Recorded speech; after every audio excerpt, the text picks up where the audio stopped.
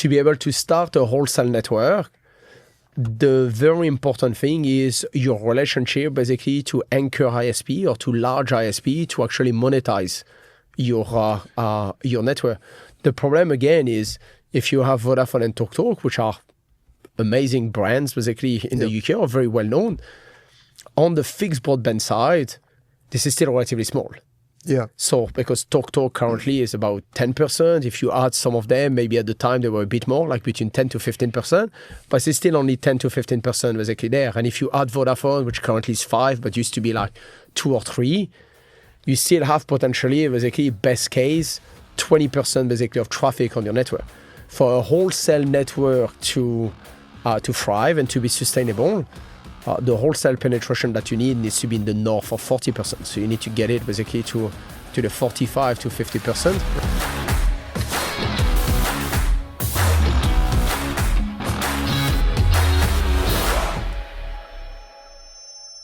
Hello and welcome to another Telecoms.com podcast. You've had to wait a little bit longer than usual because Pierre was selfishly off doing Pierre things.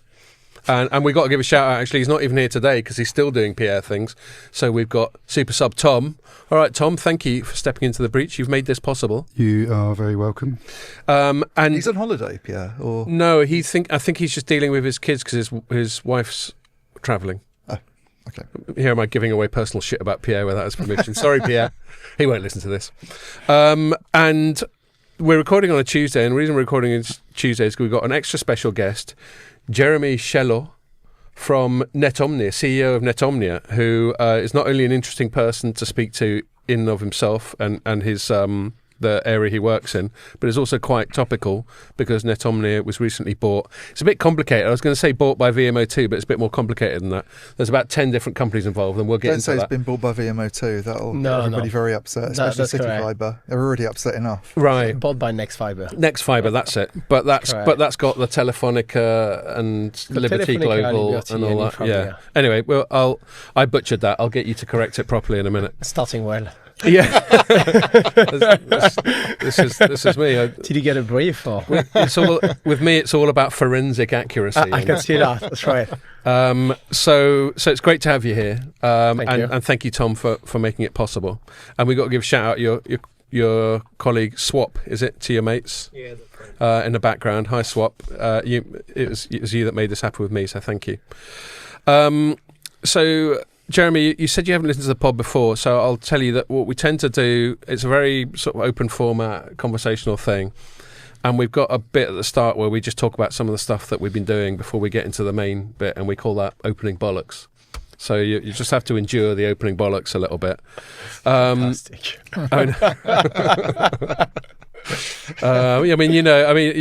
You're French, obviously, but you've been living here quite a while. I'm sure you understand how we use certain words over here. That's okay. What was I going to say? Yeah, my only real opening bollocks since the last one. We've got to get a shout out to my son who came out and joined us for a beer. My son Jack joined us for a beer after the one we did with Sylvia, and we had a good night out then. Yeah, that was all enjoyable. Nice and then to meet him.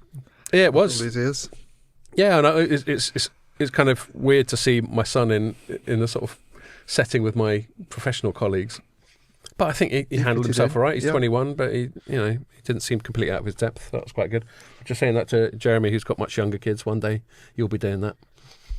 It's impossible to imagine now, I'm sure. I do not. Yeah.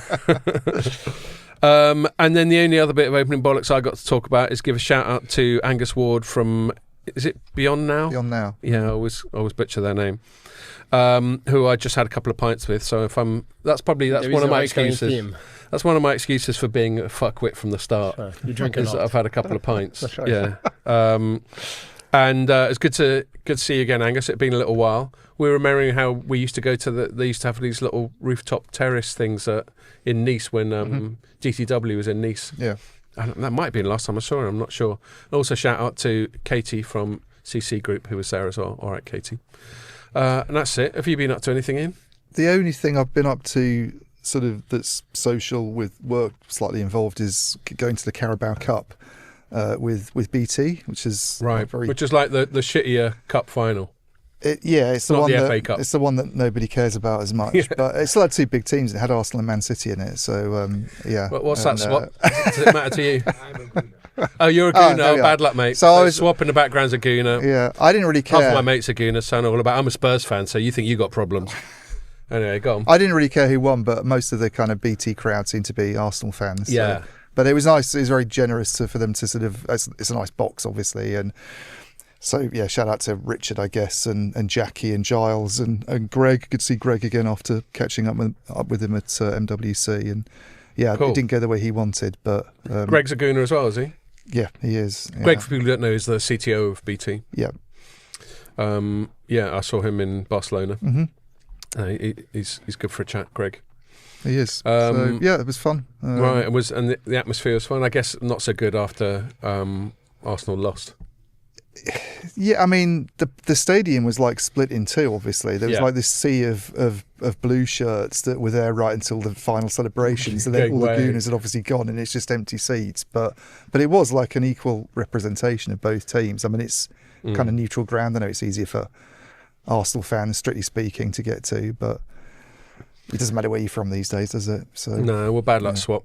But like I said, you could be a Spurs fan who look like they're about to be relegated. yeah. So yeah, exactly. So it won't be picked up on the mic. He went, I don't want to follow a championship team. All right, rub my nose in it. Why don't you? Okay. All right, that's the opening bollocks out of the way then. So before we go any further, I'm delighted to announce that this podcast has a sponsor.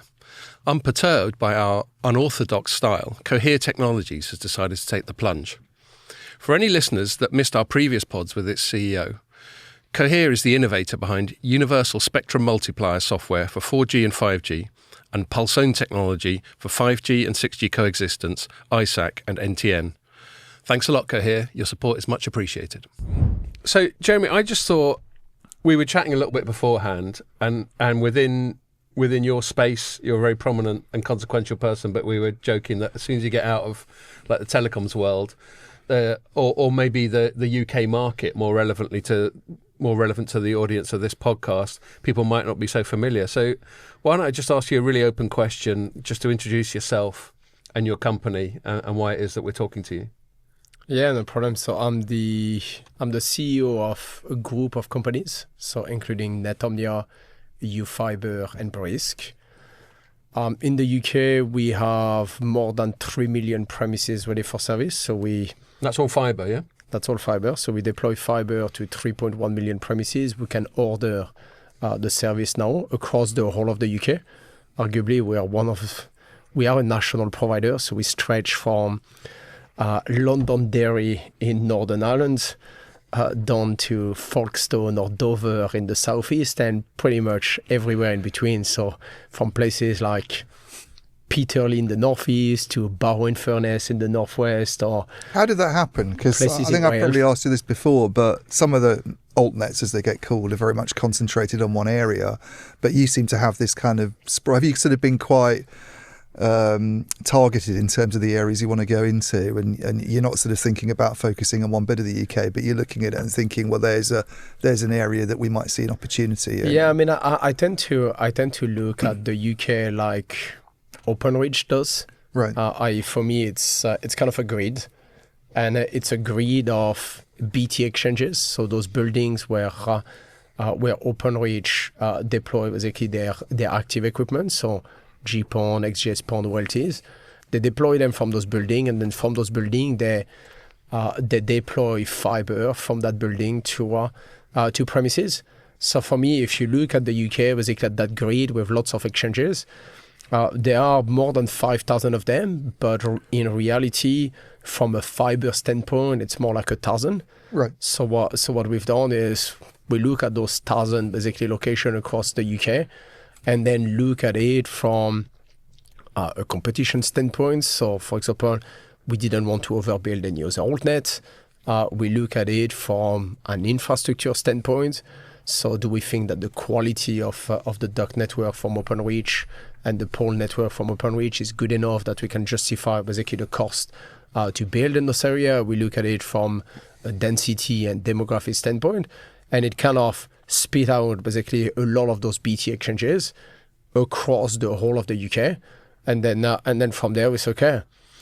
If they are all basically the same unit, it's one square basically with that exchange. Then after that, it's as long as you apply the same design and you find local resources to deploy it, then technically you can do it anywhere. Right. And so that's how we looked at it. So that it's counter.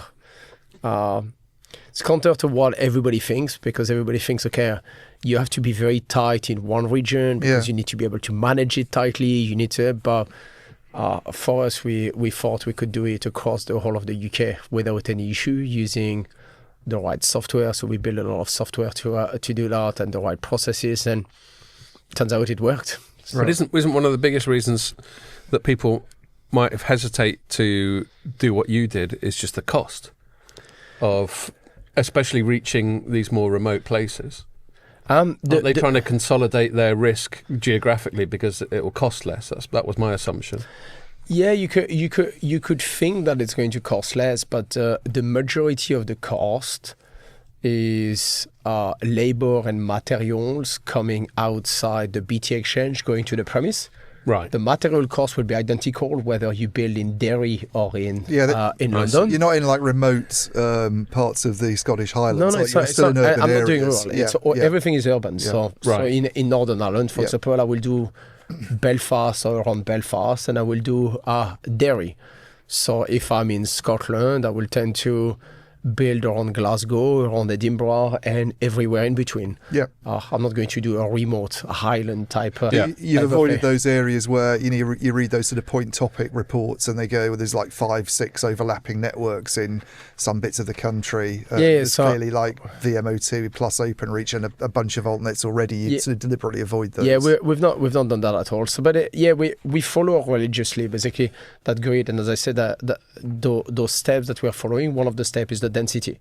So if the density of property in an area is not good enough, then we will not build it, because the meterage of fiber that we will need will mean that our cost to pass those premises will be significantly higher than what we are planning, and therefore when we apply our take-up curve basically to those regions, the return on capital will not work, and then we say, okay, unfortunately we can't do it, and we move to the next one. So we've been extremely religious on our approach to capital deployment and capital efficiency, and this is why we are known in the UK as the most capital efficient business. And the 3 million homes passed, and it's going up, isn't it? It's kind of going up all the time. But is that where does that sort of put you in the overall stat? You've got OpenReach at the top, I guess, with its 25 that it's trying to get to. They're on about 20 at the moment, aren't they? Yeah, I mean, OpenReach is in a league of its own, but not because we couldn't reproduce the OpenReach speeds. So for us, it's just a function of capital. In reality, if you give me £5 billion, I can build as fast as OpenReach. So OpenReach never scared me in term of thing. We have actually, so the peak build rate that we've achieved was more than 100,000 premises in a single month. Right. To put it in perspective, OpenReach's peak rate is around 400,000 in a single month. So we've managed to build at a quarter of the speed of OpenReach, and the only thing that stopped us going further was just we don't have enough capital basically to go further. It's not that we don't have the processes or the machines or things. We could do that, but as you can imagine, it's I still have to convince people to give me who are the big investors? Because a lot gets made of CityFibre. They're always in the national press, and it's always Goldman Sachs backed CityFibre. I think just to sort of, that probably comes from their marketing department to some extent, doesn't it? Just to sort of give the impression they don't like it when you overemphasize the Goldman Sachs. They don't want it to overemphasize it, but they like it being mentioned as a sign they've got this enormous kind of entity behind them. But yeah, who are this kind of backers for Netomnia? So we've got 3 main shareholders, or arguably 4. So the first group are the founders, which include myself, and we were kind of the first to back basically the company. So you were there from day one, Netomnia? Yeah, I incorporated the company in April 2019, 2 or 3 weeks after leaving Community Fibre, and and therefore I'm kind of. That's really brave. You just left community fibre and you went, fuck it, I'm going to make a whole new fibre company just from scratch. That's right. They made it clear to me I cannot do anything in the M25, but anything outside the M25 is fair game. So I said, okay, that's fine. What that was like the terms of you clearing off? Correct. Okay, fair enough. So I said, okay, that's fine. I think the UK is big enough that I can handle not doing anything in the M25.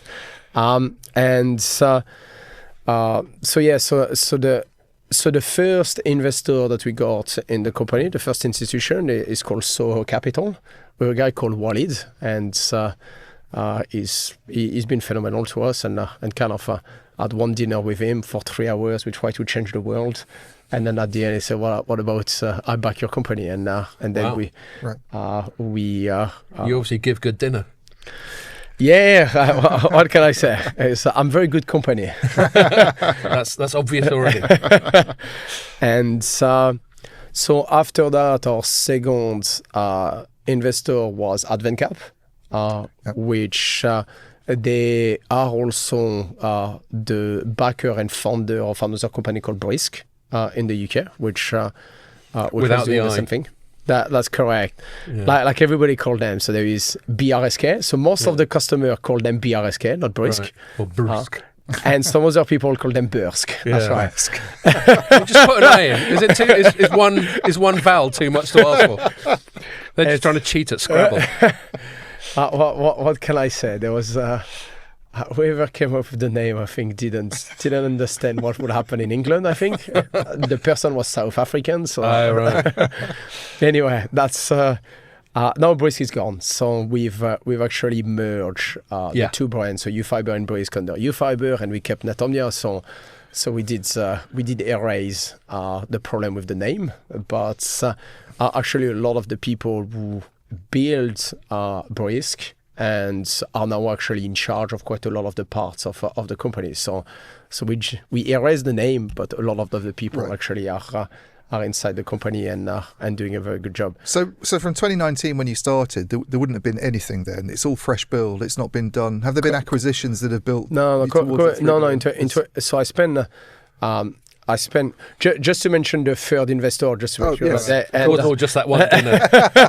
That's correct. So AdventCap, the second one. The third one is Digital Bridge. Yeah. And obviously Digital Bridge is kind of a monster in the digital space, so quite significant. But yeah, so when your initial pitch I'd love to have seen your initial pitch, because it's obviously very compelling to get all these people to chuck that money at you. I don't know. I tried to convince Digital Bridge actually when I just had a slide deck to invest, and they turned me down at the time. Right. And but then at the third round, they decided to come in. But I guess it was good timing. It was, pre-pandemic, and then leading into the pandemic even, there was a sense, wasn't there, that people needed broadband infrastructure more? It was the kind of... It's correct, but at the same time, I think we got cut powers, I think in Q4 2019. Yeah. And we were going to try to start building in January 2020, and obviously COVID basically started. And at that point, we had not raised capital. So the capital actually got raised on the 7th of October 2020. Right. So at the beginning, it was kind of me borrowing basically some money, Callum, one of the founder, also putting a bit of money, and another of the founder called Mike, basically. And we were kind of trying to find money to try to do something while I was pitching basically to investor, but pitching in the middle of COVID was actually quite hard. Right. I bet. So nothing was going on. That is correct. And so... In fact, the timing, it was just the start of COVID when you were that is correct. trying to do all this, wasn't it? Yeah, that's right. That's correct. So, but it's a strange circumstance, isn't it? Because pitching's hard, and it was at first it seemed like who's going to be allowed to go outside and actually do things, but on the other hand, we need to be more connected during COVID, and there are things that need to be happening anyway. And it did prove a lot of points. So I could ride basically that wave post basically lockdown finishing and all those things, where I think a lot of investors realized that that type of infrastructure is pandemic proof. Yep. But it was still quite hard to start a company. For example, we had to start also becoming completely virtual. Right. And we don't have any offices, we don't have anything, so everybody basically work from home all the time. Yeah. And so you have to adjust basically to that, which is not a problem for me. But building a company basically like that, it's can be quite challenging. But we got quite lucky because the company really is a lot of people who used to work together in previous businesses. Quite a few people from Community Fibre, quite a few people from GigaClear, all meshed basically into one company. And because there were already a relationship between all of us, starting completely virtual was not a problem. You didn't have kind of having to go for your usual step basically of... And we know from doing this job, the telecoms industry, once you get to know it, it's quite a finite number of people that you bump into. Yeah, you all get to know each other. That's correct. Yeah. There's a lot of experience then that you're pulling together from day one to do this. Because I think, you look at a lot of the broadband altnet stories in the UK and, you talk to people, there's a sense that some of these companies are just going to fail and they haven't really gone anywhere. And I mean, I'm talking about much smaller ones, obviously, but not a lot of people have been able to go from 0 to 3 million homes, and then we're going to get on to talk about this, but also being the target of a takeover and viewed as one of the kind of essential bits of infrastructure in the UK. So, I mean, it's giving you an opportunity to blow your own trumpet in a way, I guess. But how have you done that? Was it already having gone through that community fibre experience? Yeah, it was extremely useful because it's Netomnia is like if you were to start over with all the knowledge and mistake that you've made before, how would you do it? Obviously, you still make new mistakes, but you've got the benefit of not making the same mistakes twice, and therefore you can scale a lot faster. You can put in place your processes faster. You can do everything, and therefore this is what was our secret. Is the fact that the team that we put together basically had done it before. Right. And that was the same thing with the Brisk team. So the Brisk team started from a company in South Africa called Vumatel. So they were all basically operators basically in South Africa. The company got sold and they restarted in the UK basically under Brisk. So when you have basically the ability to restart everything from scratch, it's just fantastic because and this is how we managed to get there basically so quickly because we had all the knowledge and without basically the legacy or the technical debt that you will expect so Brisk and UFibre, which are the kind of retail elements, were they part of the story from the beginning, or were they? No. They were two completely different companies. So Netomnia and UFibre was established 12 months ahead of Brisk. Right. And therefore, we always got the benefit of being ahead in terms of size of the network or ability to raise capital. And but we had one shareholder that was identical on both sides, which is Advencap. And therefore, at some point in 2024, it just became obvious that putting those two companies together will completely make sense. And the thesis when we put them together was there are only two companies in the UK that are capital efficient, which was Brisk and Netomnia. And therefore, if you put those two companies together, then you can create a scale network which is capital efficient. And on that basis, you should be able to raise enough capital to kind of get to a size where you become relevant. And that's how we became relevant. Yep. And then 18 months after that, so when we merged, we had something like 1.5 million premises, and then 18 months later, we were at 3 million. Okay. And then everybody looks at it and say, okay. So they're not the exclusive clients, obviously, YouTube and Brisk. There'd be other retail companies that are using Netomnia's infrastructure to provide services. Not really currently. So right, but that's the plan, I guess. It is the plan, but we've never been successful at attracting large retailers. Right. So, for example, we've not managed to convince Vodafone or Sky or TalkTalk or... And that's what you need. You need someone who's got scale rather than The problem is the smaller operators are nice to have, but when you have already UFibre as your ISP, the smaller providers basically add very, very little basically to your network, because the benefit of larger player is they bring a very strong brand, they bring scale, they bring an established customer base, they bring a lot of things. Smaller players don't bring basically all those things. So we do have some B2B national wholesale, but again, got maybe 100 customers on that. Okay. But our customer base currently is closer to 500,000. So as you can imagine, is in theory, yes, we have some wholesale, but when you look at the number and you scratch the surface, it's tiny. Yeah. It's, so the take-up rate sort of 15-16% on the network. Yes. I mean, how do you feel that compares with you go out and you talk to investors and BCG and Nokia, and they go, people really need sort of 30% for it to be justifiable in the long term. Yeah, I think OpenReach is at 38% now, but they're correct. Obviously, you can't build a network and overnight have 30% or 35 or 40%. So you have to build a network and then acquire customer. The churn rate in the UK among the larger providers is around average of 15%, I think, per annum. So if you do an average of 15% per annum, and let's say we are extremely good, let's say we take 50% of market share, basically, of that churn, basically. So every time somebody churns, if you have 10 people who churns, if we take 50% of that, it means 5 of those people come onto our network. The other 5 basically go somewhere else. It will mean that yearly, at best, basically, you can get maybe 7.5%. Yep. So if you wanted to get to the 30% mark, it will take at least 4 years. Yeah. So it takes time, basically. Even I can do that maths. Yeah. That's very good. Well done. I sometimes have maths struggles on this podcast. I can help. It's so for us, when you look at the fact that we've managed to grow materially the network, so the footprint, as I say, over the last 18 months has doubled. We went from 1.5 million to 3 million.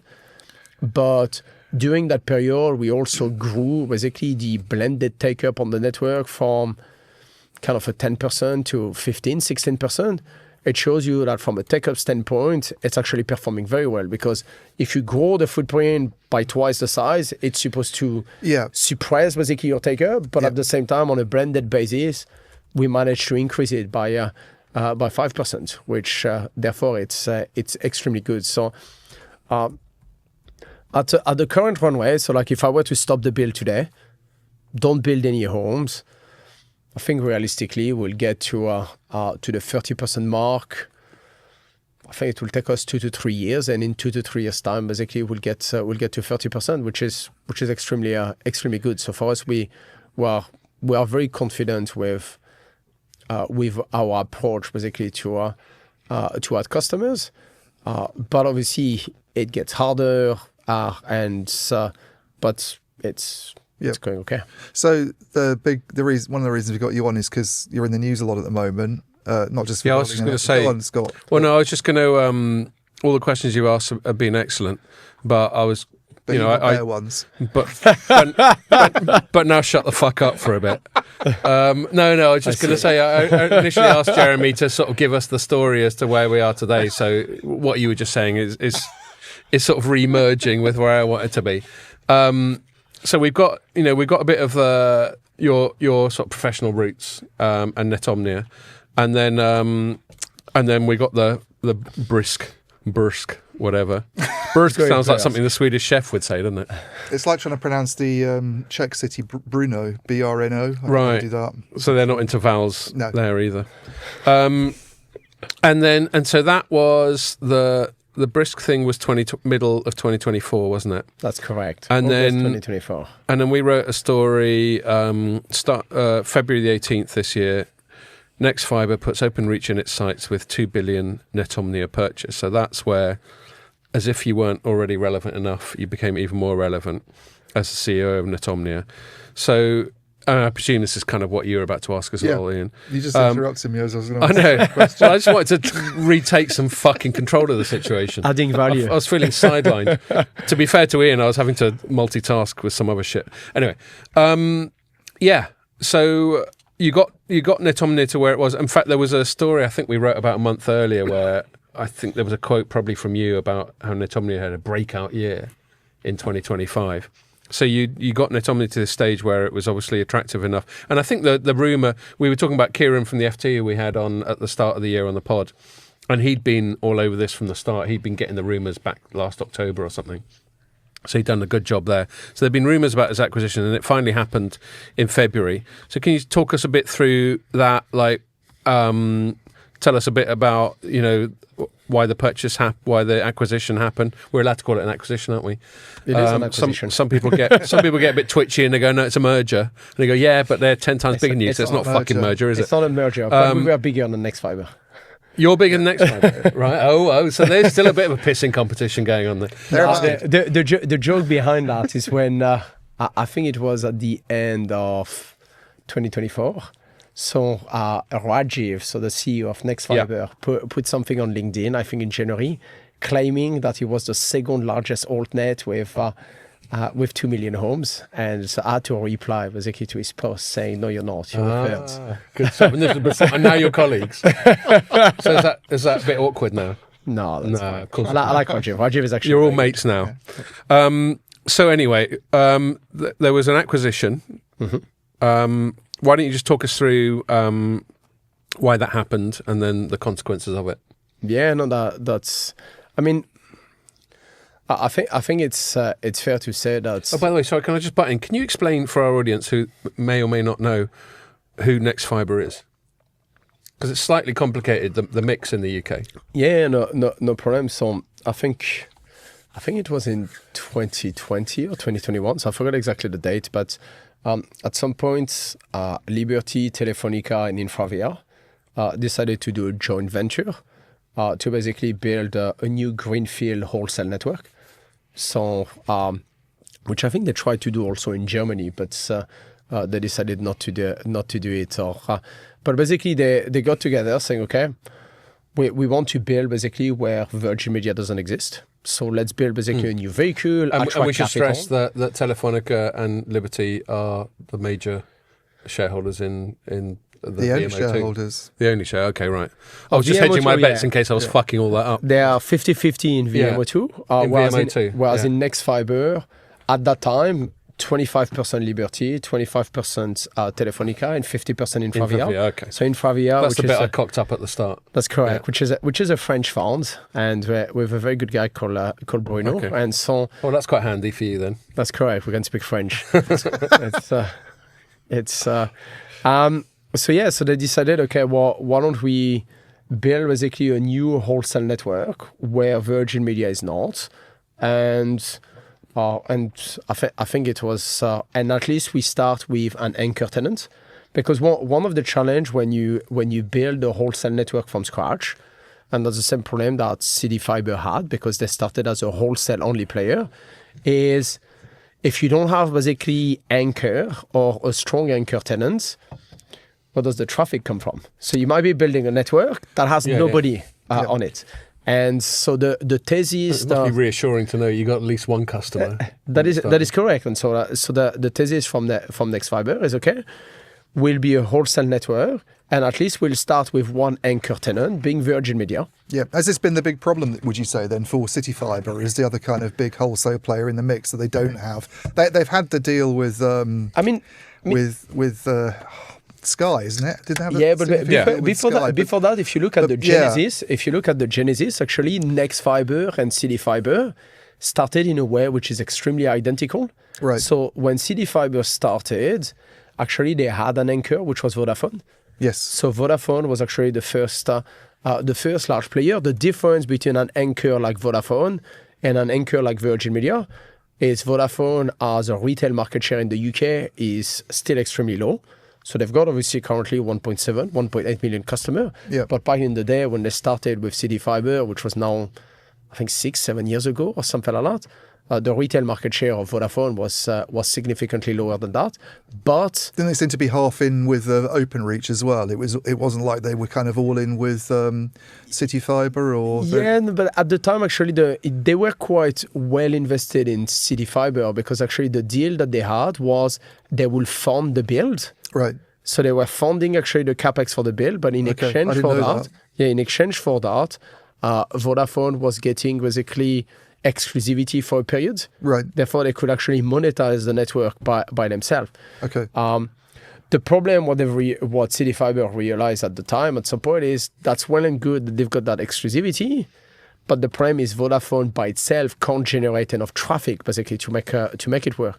So then what happened with CityFibre is they went to acquire Fibre Nation, which was a business that was started by TalkTalk and Sky.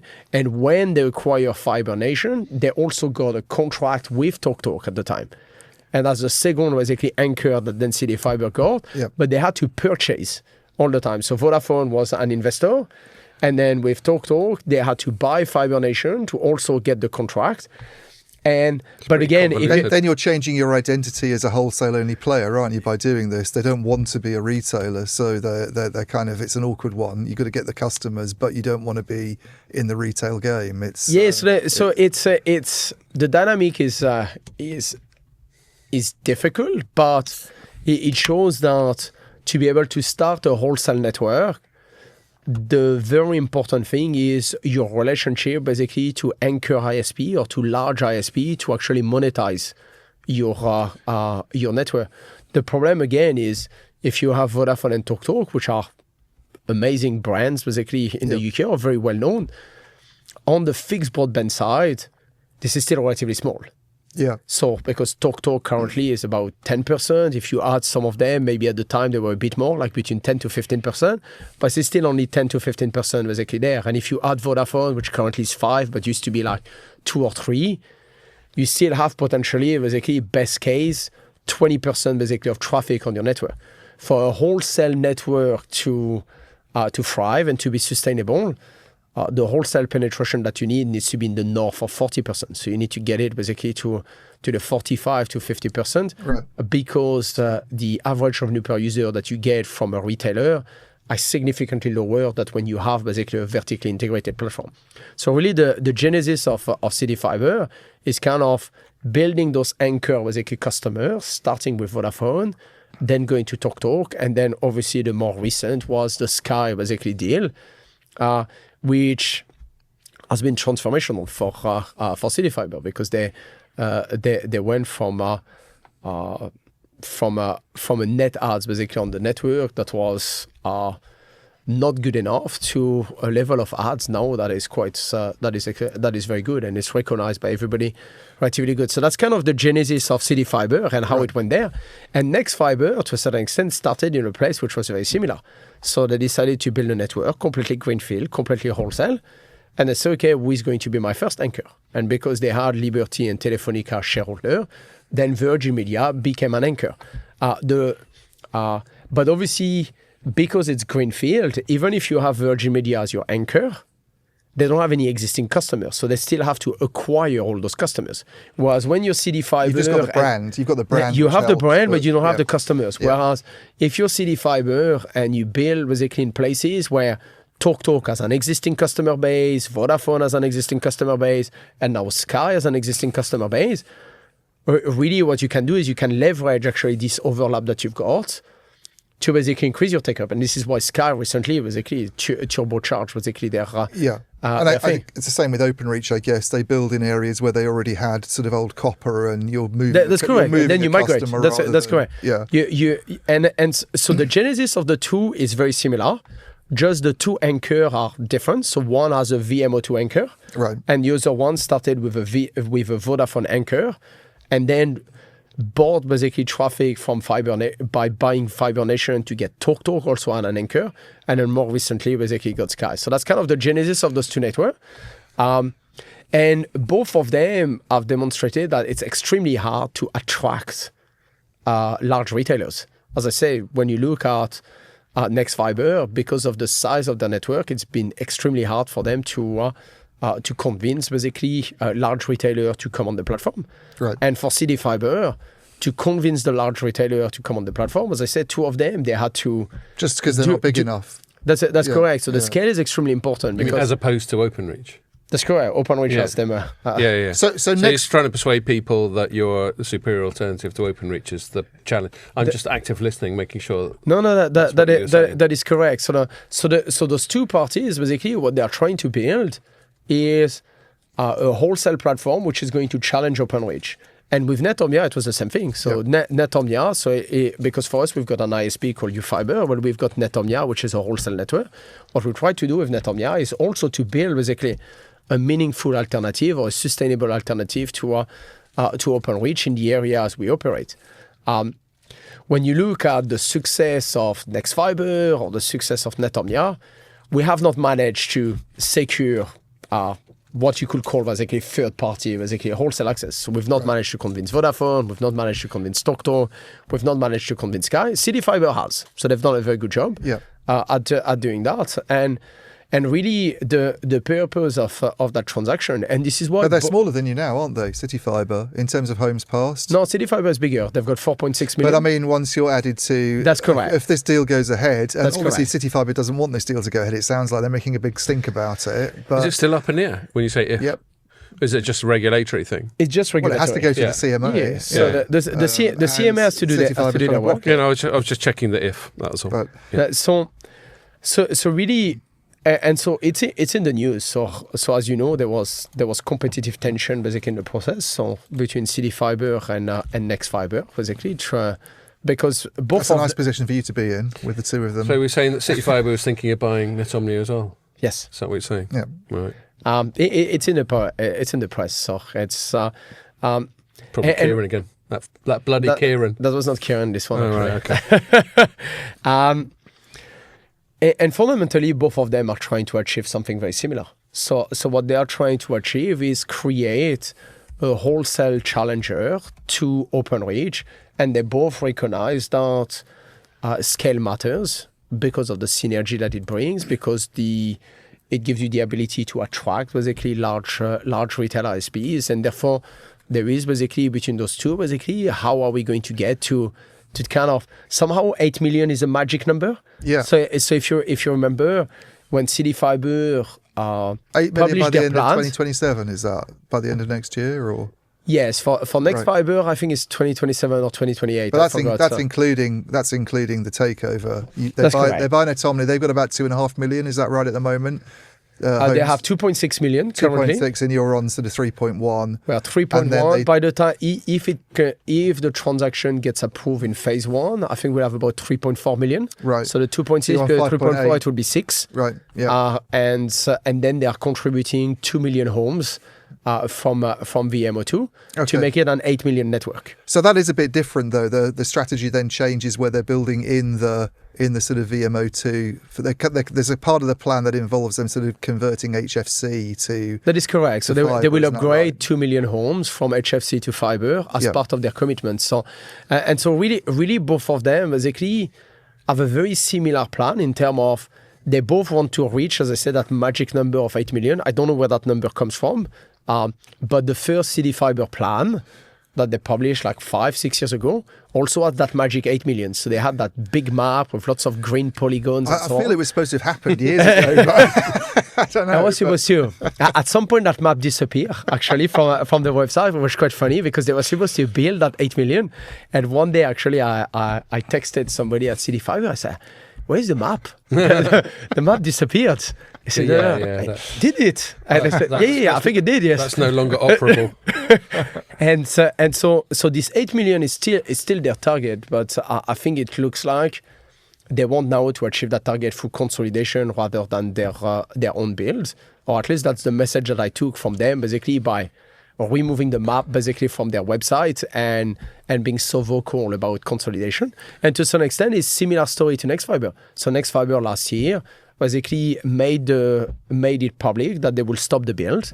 They will say, okay, for us, carry on basically the build with the economics that we see currently is most likely not the best path.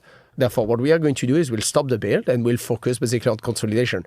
And so both of them kind of have the same, very similar path, very similar ideas. Right. And this is the irony of the thing, is that when City Fibre is against basically what Next Fibre is doing, is in reality they see the world almost identical, and the path that they've been taking is almost the same. And as you say, if Goldman Sachs had stumped up a bit more cash, you might have been being acquired by City Fibre instead. Well, what do you think of their objection? Because their case is based on the fact that once Next Fibre acquires Netomnia, there's quite a lot of overlap within the kind of VMO2 footprint. That seems to be what it's based on, and that it reduces choice. I know there's been this argument that a lot of U-Fibre customers might not necessarily be that happy all of a sudden about being part of VMO2, which in the past hasn't had the best reputation for customer service. He's allowed to say part of VMO2. You don't tell him off. No, because that's what's happening as part of the deal. UFiber will be acquired. So Next Fiber is acquiring everything, and then after that, UFiber gets sold actually to VMO2, so just the ISP, and will stay basically standalone. So, right. so he's correct. There's a lot of money going backwards and forwards in different directions. I know it is. I mean, I'm just remembering. I'm just remembering the write-up we did when Nick wrote it. No, was it Nick? No, it was Andrew. Sorry, Andrew. And he was going, yes, there are quite a few corporate entities on the playing field for this one. And he's trying to get through a substantial group and various investors. There's a lot of money changing hands and all that sort of thing. Directions as well. I mean, the transaction, when you look at it, really makes sense. Yeah. So if you dissect basically what it there is a lot of engineering happening from a financial standpoint. So a lot of financial engineering happening. It kind of makes sense, and this is why. For me, when they talk about the overlap is, so first of all, if you look at the overlap as a national level, it's very small. Yeah. Because the VMO2 network is like 20 million homes. The overlap is like a bit more than 2 million. So when you look at it with the national basically level, it's actually very small. When you look at it at the local level, obviously it's a lot more meaningful. But I will argue that that overlap is actually a feature, not a bug of the transaction. And because using this overlap, this is how they can create synergies, and this is how they can actually make the transaction happen. Because in order to raise the capital that they needed to do to make that transaction, they needed basically traffic. This is part of the conversation that we were talking about around having anchor, basically. If you don't have traffic, you cannot attract capital. Yep. And the fact that there is overlap, it means that there is traffic basically available that can be monetized. So if there is no overlap, that transaction can't happen. Right. And this is the same thing for CityFiber. So for CityFiber to make a transaction like that to happen, they need Sky traffic. They need the traffic of someone. Because if you don't have traffic, you can't create a national wholesale platform. It's just virtually impossible. Because a wholesale platform requires traffic basically to be sustainable. So it's kind of this is why the argument is a bit weird, because it's hard for us to because it's a feature in my head, not a bug. Yeah. Because if you don't have the overlap, you can't raise the capital to then upgrade the network and create a challenger to Openreach. So you have to decide basically what you want to achieve basically in that situation. Well, Rajiv was saying to me that the way to look at it really is there's not any real overlap between Next Fiber and Netomnia. It's like maybe 200,000. Yeah, there is nothing. That's correct. And the areas where there's overlap with VMO2, it's in areas where they're providing HFC still. That is correct. So, it's mainly HFC. HFC. Yeah, I guess it helps VMO2 get to that. I mean, their whole target is they've got 18 million homes or something, but most of that's on cable. The plan is for them to go completely to fibre in the future, isn't it? And this helps them get towards that, I guess. Yeah, there is an upgrade plan, but in order to do this upgrade, they need to raise the capital to upgrade the network. In order to raise the capital, that transaction enables them to raise capital to upgrade the network and to create a national challenger. So if they were to not do a transaction like that, it's extremely hard for VMO2 to raise the capital to do the upgrade. Yeah. We should mention, Ian's alluded to this chap, Rajiv.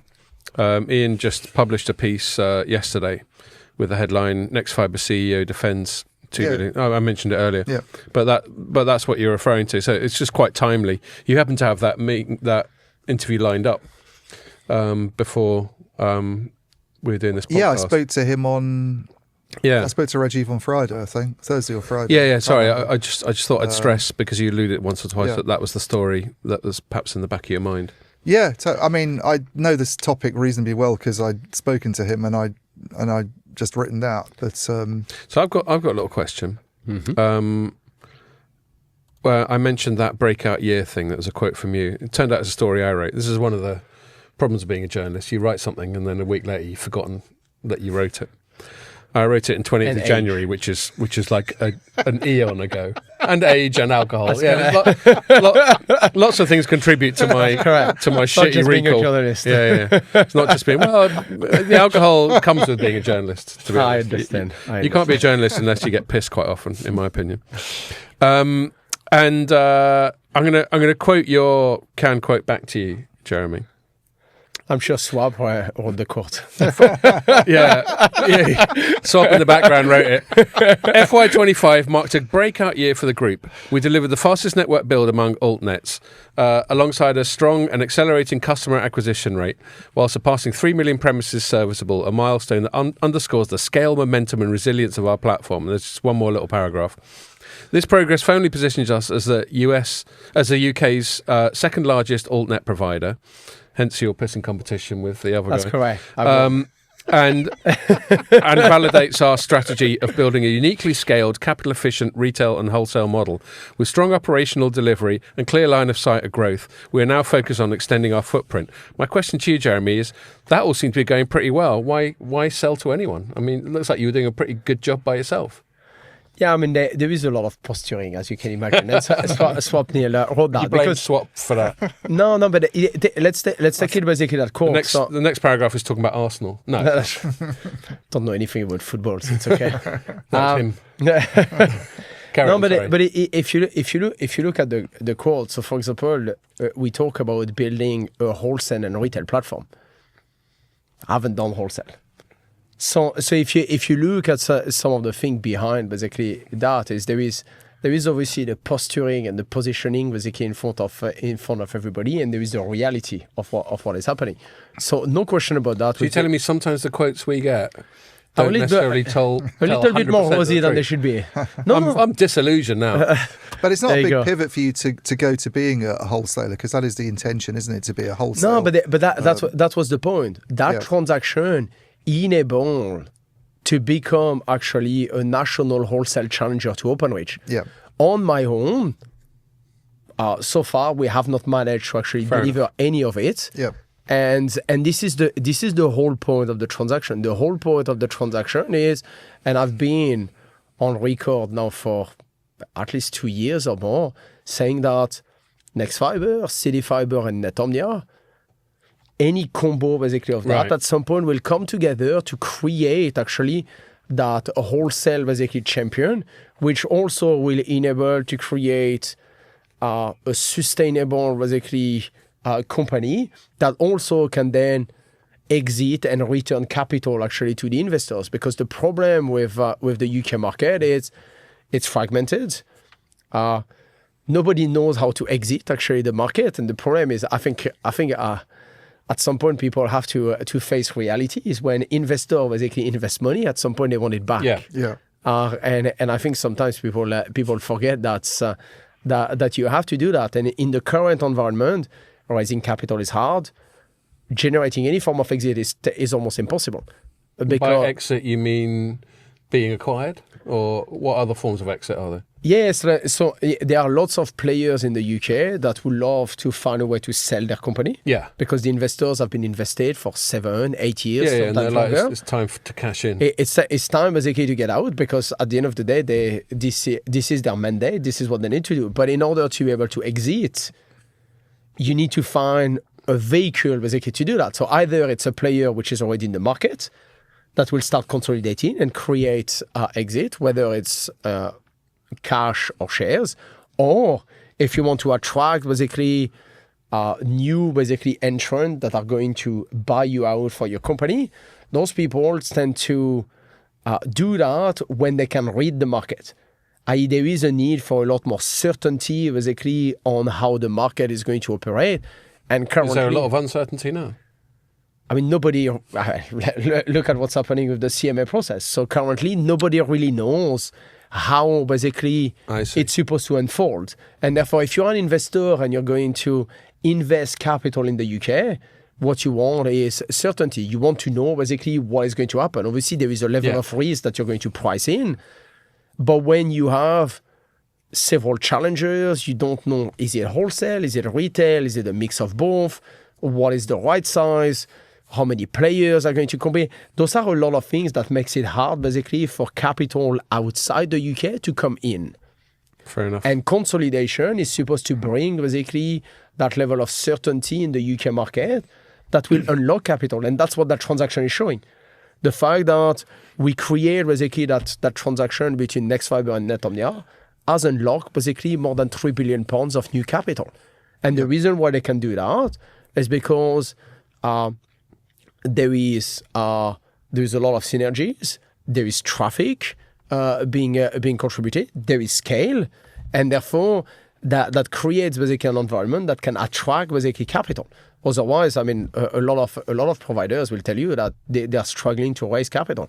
Even for us, we've managed to kind of weather the storm, but if you look at actually the headlines.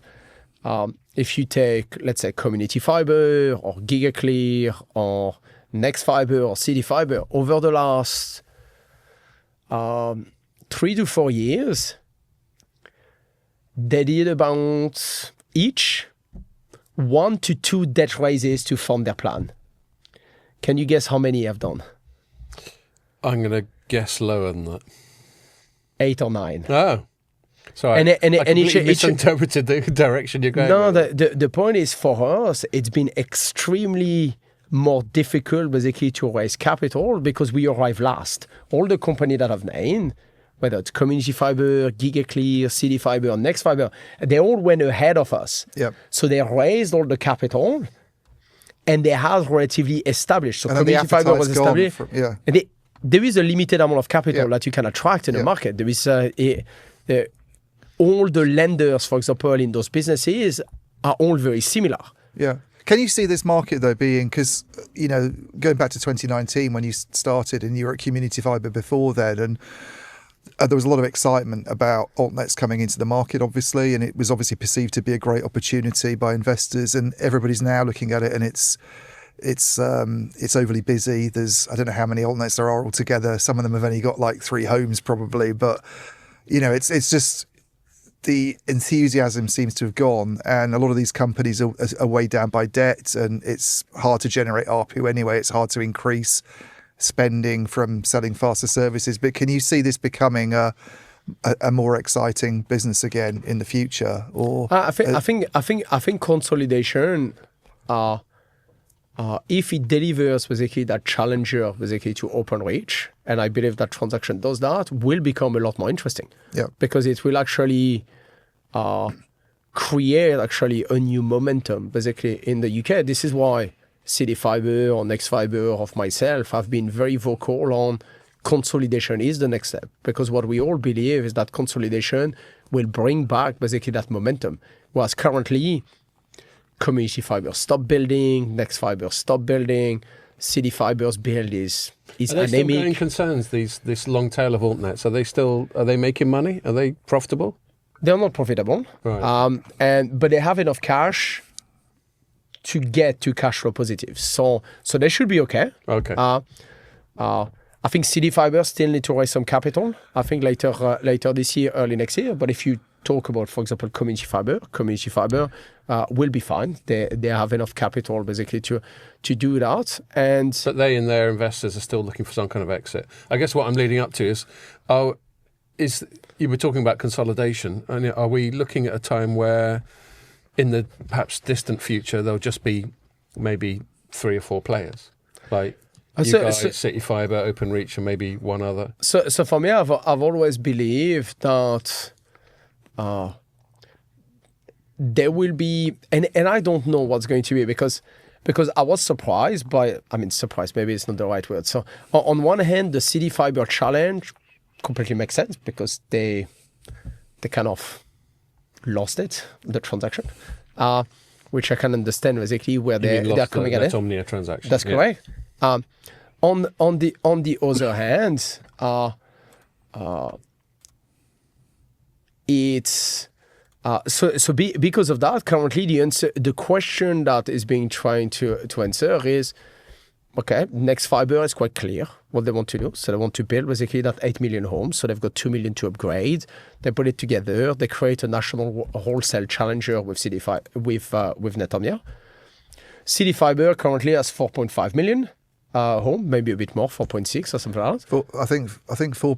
So the figures in my story, they got in touch after I published that story and said, "Oh, you're out of date."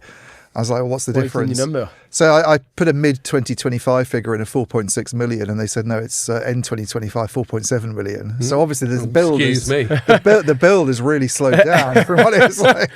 No, but this is the point I'm saying is I think the larger operators like City Fibre or Next Fibre, Community Fibre, understand that consolidation is the path forward, because now there is so much fiber that's been built already that yes, you can carry on potentially the build, but it makes a lot more sense to consolidate, and obviously Next Fibre path now is kind of clear.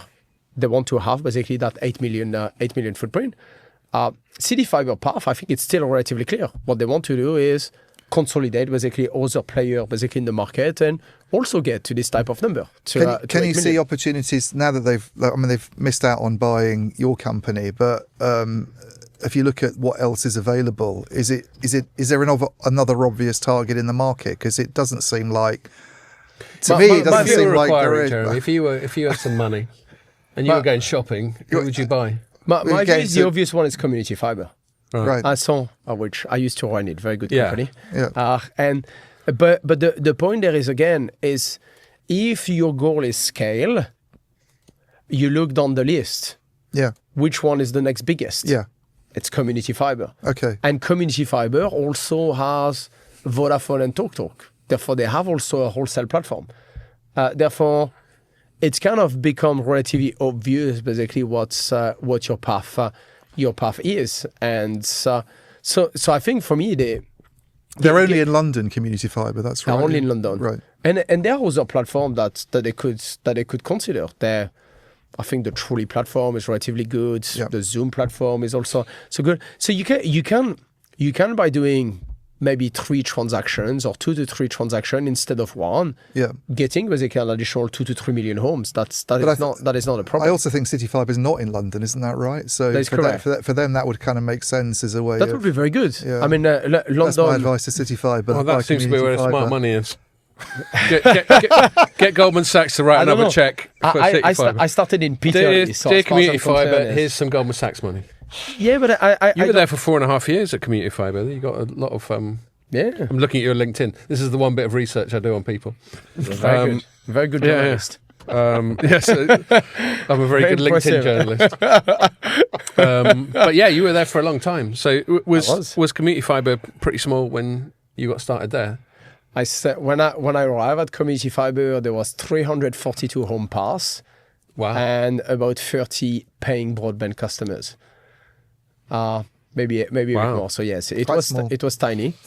I've got some more I want to ask about that, but I don't want to interrupt Ian's line of questioning. I also need to interrupt the podcast. You two keep talking because, like I said, I had a couple of pints before we started. And you need to go to the toilet. Yeah. So you two keep chatting. Okay. Unless you need to go as well. No, in which case we'll stop it. I'll just squeeze past Jeremy. Well, keep going. I was going to ask when you compare the Next Fibre kind of builds, the 2.6 million homes passed or whatever it is to your build, and you were talking earlier about how efficiently you've managed to do it, and you'd obviously got the experience of working at Community Fibre. Do you see? I mean, I don't know how much access you've had to sort of see what they do, but is it quite comparable? I mean, in terms of technologies or platforms or what they're spending per home pass, some of these metrics that people look at, are they kind of on a par with you, or do you see? I think on the technology side, it's similar because that's an XGS-PON network on both sides.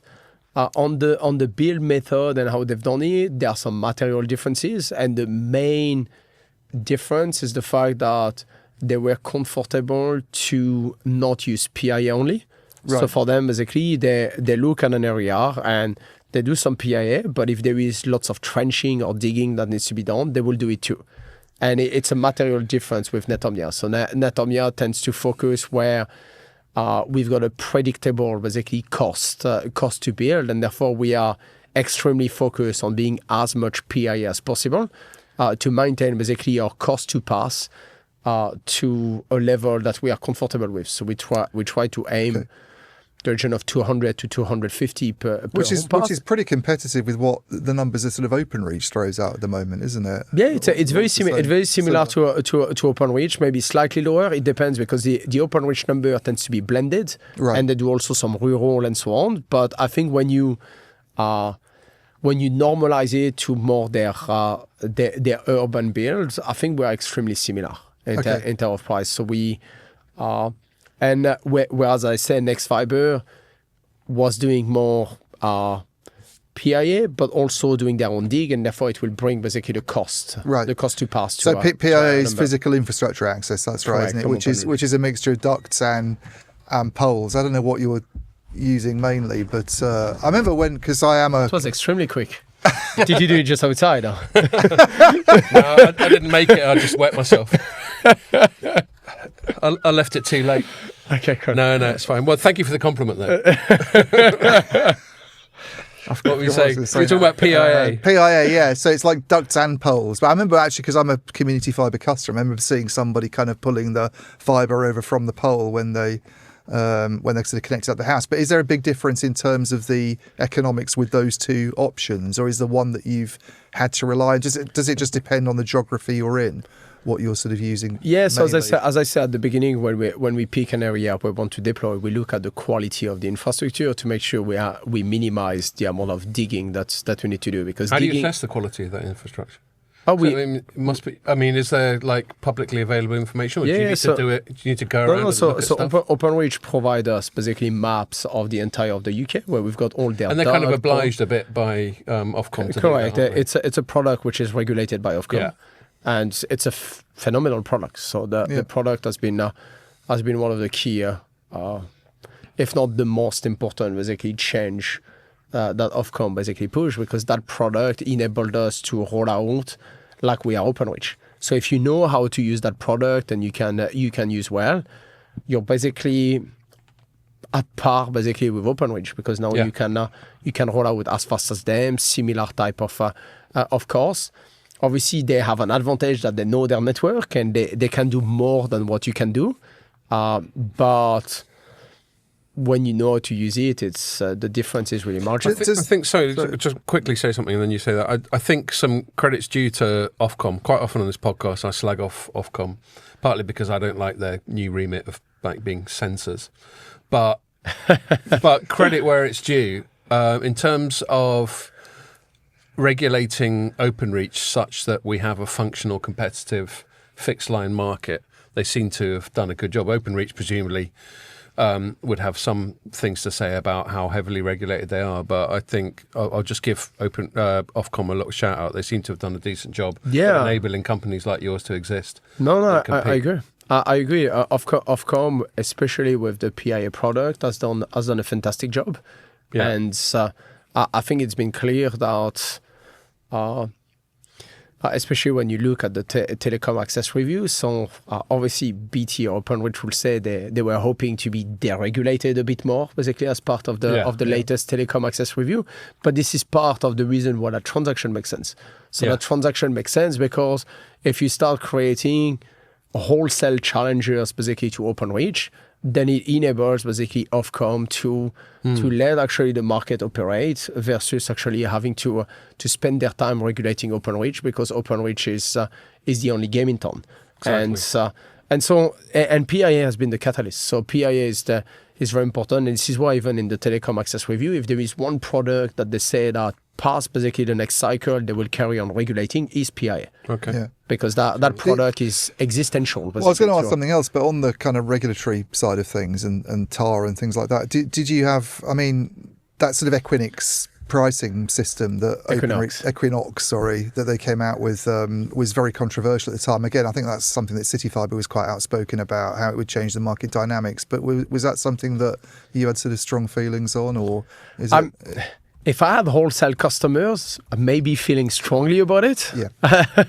But when you don't have basically a wholesale customers like large retail customers, for me the wholesale pricing doesn't make much difference to me, because at the end of the day, I collect basically the revenue from the customers themselves, then pay VAT on that. And then it's more accounting. So I've got transfer pricing between different companies to accommodate. I can make technically the wholesale price whatever I want at that point, because it's kind of left pocket to right pocket. But it's going to pull the next fibre, obviously. For a national wholesaler or a wholesaler which is kind of pure wholesale, like Next Fibre or City Fibre, how basically Openreach prices is extremely important, because that's the point of creating basically that competition. So when you have a competitor that can compete against Openreach, then pricing can find basically an equilibrium without Ofcom having to intervene basically all the time. Whereas currently, Ofcom basically has to provide basically guardrails, I to look at that, just because there is no... City Fibre is the only close competitor to Openreach, but again, it's only 4.7 million homes now, versus Openreach, who has now, I think, 21 million, or I forgot the exact number. Something like that, yeah. It's like no match. So to be able to fight Openreach, I think realistically you need to take it to at least 15 million, I think. Do you think there's a path to that? Because I know the immediate target's 8 million for Next Fibre post the Netomnia acquisition, but beyond that, 8 million is obviously still quite a bit less than the 25 million. Yeah, but I think you can achieve it with two players as well. So you could achieve it with Next Fibre having 8 million, and City Fibre, as I say, if they were to acquire, let's say, Community Fibre and Zoom, they arrive basically at the 8 million too. Yeah. Today, Community Fibre and Zoom together, it's 2 million home. On top of the 4.7, you're already at 6.7, and they're still building. So you've got a path there to get to 7 million. If you have City Fibre at 7 and Next Fibre at 8, it's 15 million. Yeah. Versus basically Openreach that has basically 25 million at the end of this year. This is extremely meaningful. If you have 50% of the UK with two wholesale challengers basically to Openreach, on those 15 million homes, you're in a very good place. Yeah. I just wanted to take it a little step back at the market on the whole. One thing that's intrigued me for a while is how many players are involved. Like you hear about overbuild. You can have some regions where you've got like 4, 5, 6 players that seem to be serving certain areas. I don't understand, and I'm sure you do, so I want you to explain it to me. Maybe why is there... Yeah, well, you certainly understand it better than I do. I think we've already established. Why there seems to have been a bit of a gold rush. I understand some of it in terms of where capital goes, and maybe fibre investment can seem like a good place to put patient capital. But I haven't understood why the UK market has been able to support so many of these so-called altnets. And there's loads that we haven't even mentioned. Why has there been this apparent gold rush, or am I misinterpreting the whole thing? No. There was a fibre rush at some point. I think it has cooled down, but I think there is. Why was there a fibre rush in the first place? We'll come back to that. Oh, sorry. So it's just before I go to the fibre rushes, I think there is one thing that is. At least for me, it's something that I tend to highlight quite a lot. Whether it's to Ofcom or right now, what I'm going to say is it's important to, yes, there are 100 altnets or there are 100 plus altnets, but when you look at the concentrations of home pass or home connected or capital that has been raised, I think on the top 10, you've got 90%, I think, of the home pass, home connected, and the capital that has been raised. And therefore, we can talk about... 10's still a lot, though. But it's not 100. But if you look at, for example, I know it's not necessarily directly equivalent, but you look at MNOs, mobile operators, they've tended to end up at 3 or 4 per country. No, I fully agree, but I think it's quite important to first look at it as, while there was a fibre rush and everybody talks about those 100 companies, in reality that fibre rush has really produced basically 10 companies. Right. And then a long tail that covers and a very long tail. And then when you focus on those 10 companies have City Fibre, Next Fibre, Netomnia, Community Fibre, At Hyper least your company Optic. didn't end in fibre. I'll give you credit for that. That gets a bit boring after a while. Got you Fibre? Yeah, well, yeah, that's a good point. But Netomnia, I'm giving you credit for Netomnia. That's correct. I've got a little bit of creativity. So. Yeah, you didn't mention. I don't know where they stand these days, but hyper optic is one that comes up from time to time. Are they not as much of a factor these days? They were more sort that of last 10% focused long on tail. rural areas, weren't they? I think No, it no. was. They're not, are they? Hyper Optic is new development, so Okay. high rise. So, Right. so their main starting point was actually in the Docklands, Tower Hamlet, and so on. Where in London, basically, you had all those high rises that got built basically in the 2010 Right. 2010 area. The reason why I mention them less is it's hard to see how they're going to play a significant role in building a national wholesale challenger, because the technology strategy that they made basically from the start, which I strongly disagree with, I think it was a stupid idea, was to use Cat5e or Cat6 cable inside basically building with lots of switches. And therefore, doing wholesale basically with this type of network is extremely hard. Right. It's not the technology that any of the main players basically are using. So we are all basically using either GPON or XGS-PON. So it's like point to point, is it? It is point to point. That's correct. I mean, it is point to point up to the switch, like anybody. You do point to point up to a point. At some point, you have to aggregate no matter what. So, but they use switches basically to aggregate. Yep. And those are more kind of enterprise grade type of switches rather than carrier grade type of infrastructure. So they have a design or a topology which I always disagree with. And actually, I told them that it was a stupid idea back in the day, and I stand my ground basically on that. And but they've reached a very good scale. They have maybe 1.4 million premises ready for service.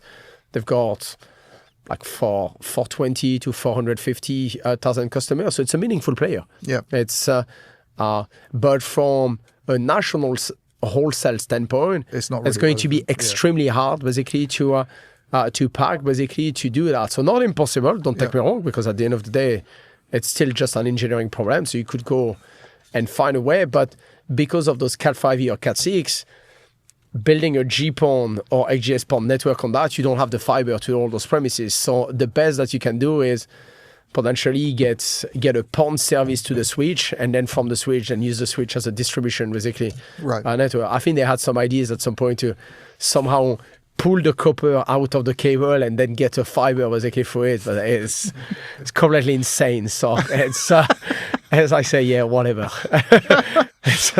What about the other? But by the one way, that conversation with them was back in 2017. They had plenty Right. of time to change it. Okay. And they still haven't done, but- Presumably, they felt they had a good reason not to.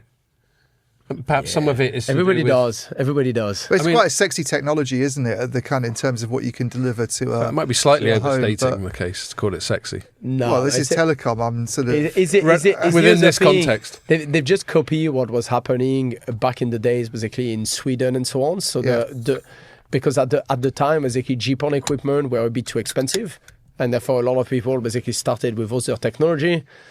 I think they did a trip to the Nordic. Yeah. They saw it. They saw, it's beautiful. Let's do that again. Right. The problem it's not. It's not a technology that is the right technology basically for that. Fair enough. And but yeah, hyper optic is relevant. But to build a national wholesale player, it's going to be extremely hard. Whereas community fiber or Zoom or City Fiber or Next Fiber or Netomnia, Yep. while the topology or the architecture is different, it still relies on the PON technology. It still relies with similar vendors. So when you need basically to consolidate them, you don't start with, oh shit, what am I going to do type of scenario. What about the other one that we're aware of is all points fiber, the kind of octopus fern holding stuff? Are This they? thing. They've been in the news a little bit recently. That's correct. It's quite interesting. So what's my take? What's the political? That's too late for that, Jeremy. I'm not drinking, so that's okay. So Well, it's not too late. I've We've almost got spare got beer if you want. No, you're teetotal, aren't you? it's Do you need any more water, by the way? no, it's okay. I'm Okay. good. Thank you. What is interesting there is obviously they are building a new platform, a wholesale platform called APFN, or their Aquila platform. Right. Which, why not? It's hard to understand how they are going to monetize that platform, because obviously attracting basically large retail player to use that. As I say, even with me as Netomnia, I've not managed to do it, so I don't know how they are going to do it.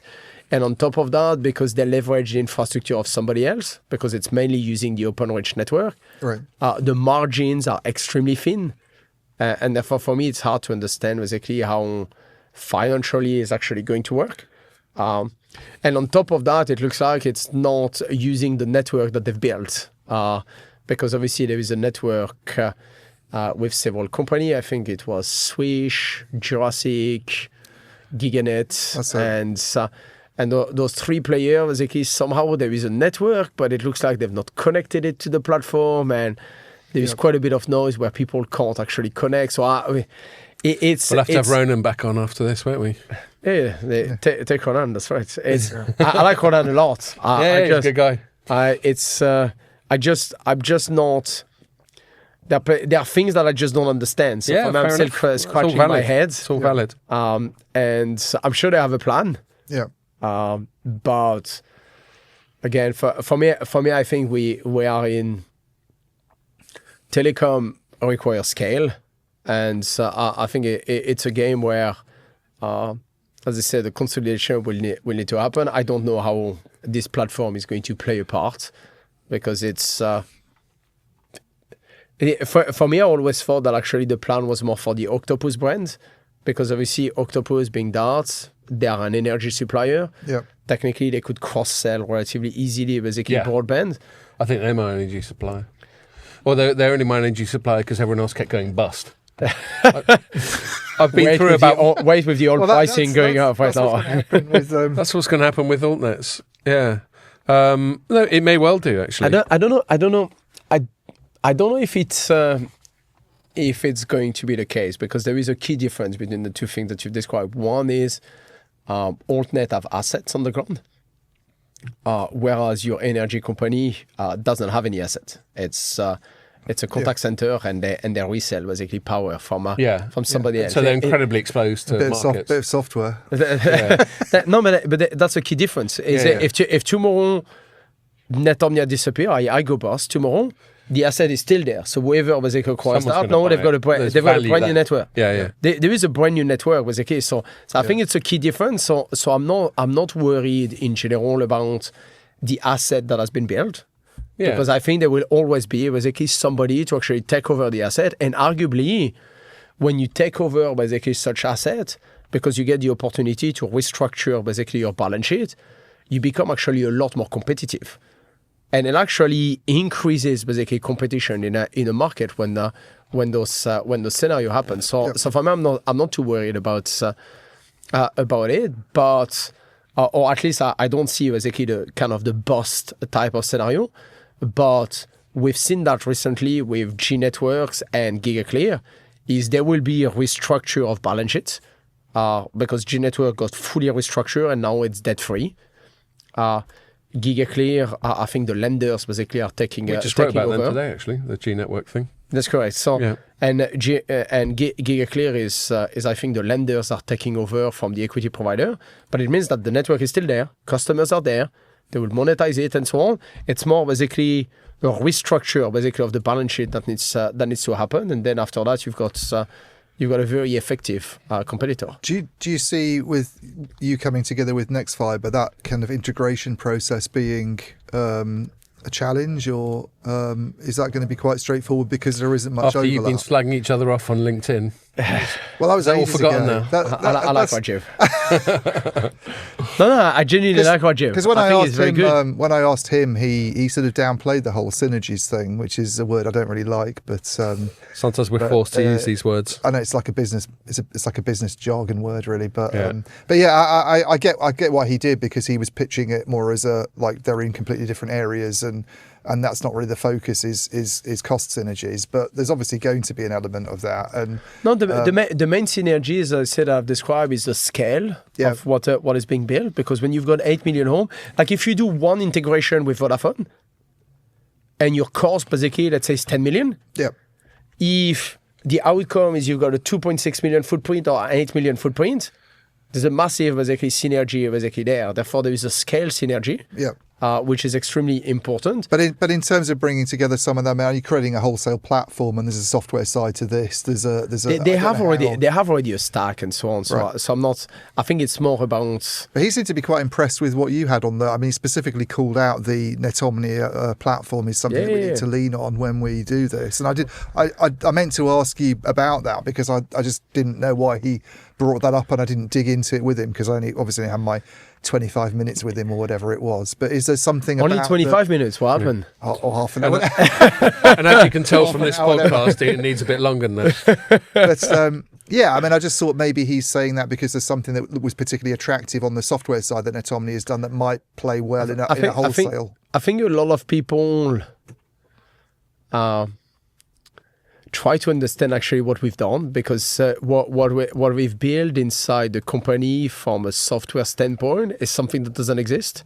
We've built the only platform that can plan a fiber network, collect revenue from a customers, and support customer into one integrated flow, which is fully automated. And that platform has been built from scratch, and it can run basically at a cost where there is just no match. Yeah, it's like for us currently to develop and run that platform, it costs us around £2 million a year. Okay. Which last year we generated £104 million of revenue, so that's 2%. But pretty good. We likely to finish this year with maybe 160 to 180 million revenue. The platform will still cost us about 2 million, which includes all the development. Right. And that platform basically has the ability to scale with actually a cost that remains fixed. Yeah.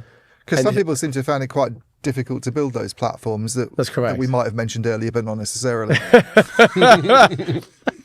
It's we've been quite lucky. So we've got a very, very good software team, and especially with two guys. So one guy called Frank and the other one called Mike. And everyone needs a Frank and Mike.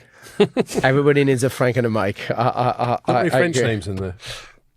Frank is Italian, actually. Okay, fair enough. But he lives in the US. Okay.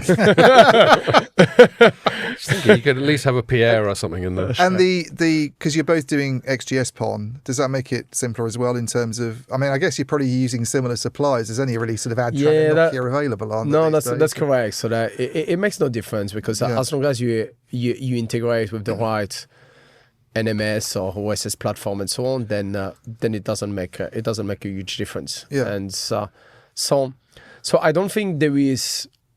I mean, obviously for a company like Nexfibre and VMO2 to do integration work always takes a lot longer and a lot more money than it should, as far as I'm concerned. And I'm sure they will hate me saying that. But at the end of the day, I think it will take time. But that platform that we've created is really really impressive. Does the XGS-PON, do you think, give you some advantage against? Because OpenReach is still quite behind. Definitely against OpenReach, it does. They're still on GPON heavily, aren't they? That's correct. Yeah. That's correct. I can confirm that as an OpenReach customer. Yeah, that's correct. You've got the GPON ONT. So it does, because I think, and you can see that with Sky. So Sky now is marketing basically their 5 gig product.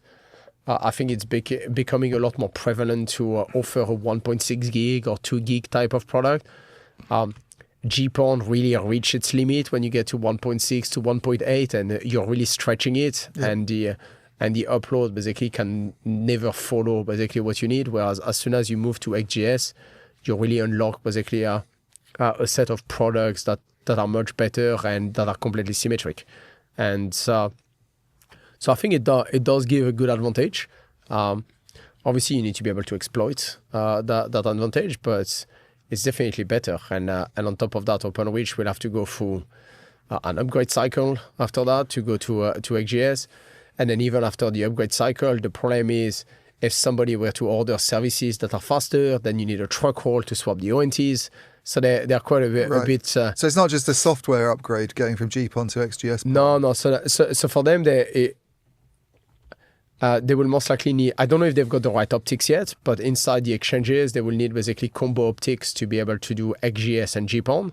But the problem after that is to swap to XGS, all their ONTs are GPON ONTs. So they will have to swap basically the ONTs. Whereas for companies like Fibre or Netomnia, we started with XGS everywhere. Right. And therefore for us, it's flicking a switch basically to increase the speed. Okay. Let me take this opportunity to once more thank the sponsors of this podcast, Cohere Technologies, which is the innovator behind the Universal Spectrum Multiplier software for 4G and 5G, and Pulsone technology for 5G and 6G coexistence, ISAC and NTN. Nice one. Okay. I've got. I'm just going to butt in just because we're running low on time now. Okay. I think you've literally got a plane to catch, haven't you, Jeremy? So That is correct. I don't want to keep you for too much longer. There was a couple of things I wanted to ask. One of them is just based on Ian's piece that we wrote and that I've mentioned a couple of times, and it's relevant to the technological discussion we were just having now. I'm going to read. I quite like reading Ian's Is it a opening quote from me paragraph again? sometimes. Oh no. Almost. Okay. No, this is referring to you in part. Anyway, I'll just read it. Also, I like reading Ian's opening paragraphs because he quite often is quite sort of lyrical with them. It's well written. Yeah, I wouldn't go that far. Only joking. God bless. He goes, so the story that we've spoken about earlier, which is his thing he put up yesterday where he's interviewing this chap, Rajiv from Fibre. Anyway. Keep scrolling. Stop. Well, because I had to remember the headline. Stop looking at my laptop. It's your business. Sorry. He goes, no residential property today needs broadband based on 50 gigabit passive optical network, i.e. 50G PON technology, the current gold standard in the market. But a UK service was launched in May last year by Netomnia, one of the country's many, quote, altnets, as promised months earlier by CEO Jeremy Shellor. And then he goes, this is very Ian, like Kenyan athlete. What is it? Eliud Kipchoge's unorthodox sub 2 hour marathon.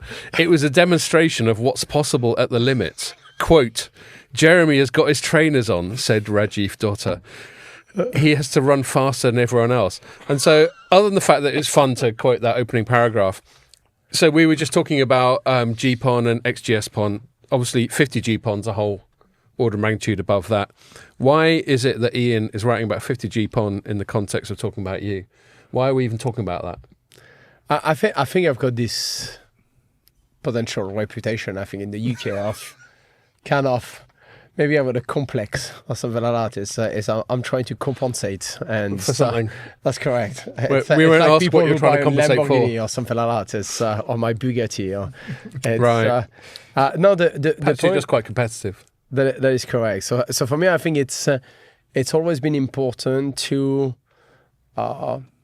drive basically innovation, because obviously in technology you can always take basically the safe approach. Okay, it's what everybody's using, therefore that's what I'm going to use. But the problem in technology is if you have this approach, you never innovate.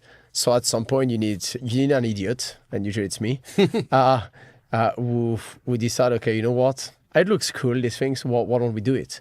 And this is what happened also with XGS PON. So in the UK before. So Community Fibre was the first one doing XGS PON at scale. So there was a company in the UK called Truly or Cold Flow at the time, who was kind of playing a bit with XGS, but nothing of any scale. But when I was at Community Fibre, the CEO, I think in 2018, at some point I said, okay, why am I doing GPON? And I decided to go, okay, now moving forward, everything will be XGS. And at the time, the ONT was that size.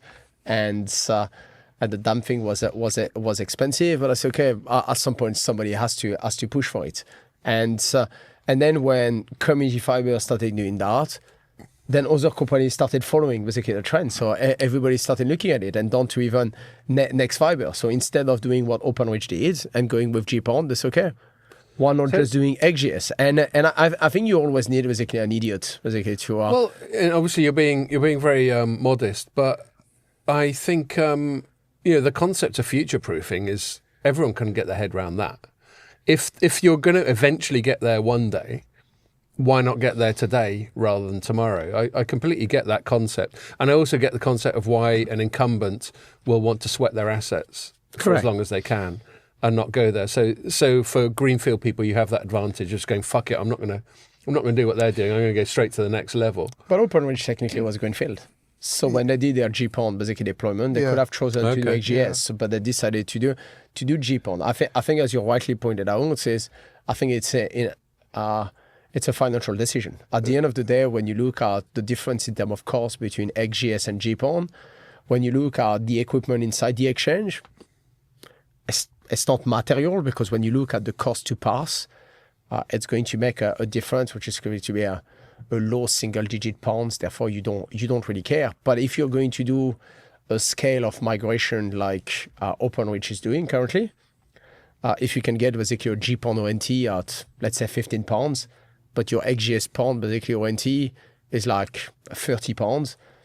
Every time you do a migration, you pay double the cost. And the CFO is going, do we have to do this? That's correct. And so I think there is a clear decision, and therefore, but for us, because we've managed to remain so capital efficient, we thought, okay, let's avoid basically a future truck roll, basically if we have that, and more importantly, because we are still kind of vertically integrated, we thought that, okay, if there is ever a problem in terms of competing basically with the other company, I can always basically dial up basically the speed without changing ONTs and go to 2 gig, then 3 gig, then 4 gig, and therefore I can always outpace basically any of the other operator on speed and match them on price. Yep. So at that point, basically, if somebody has to make a decision, they're always presented with something which the price is similar, but they get potentially 2 or 3 times the speed. And I have this ability basically to do that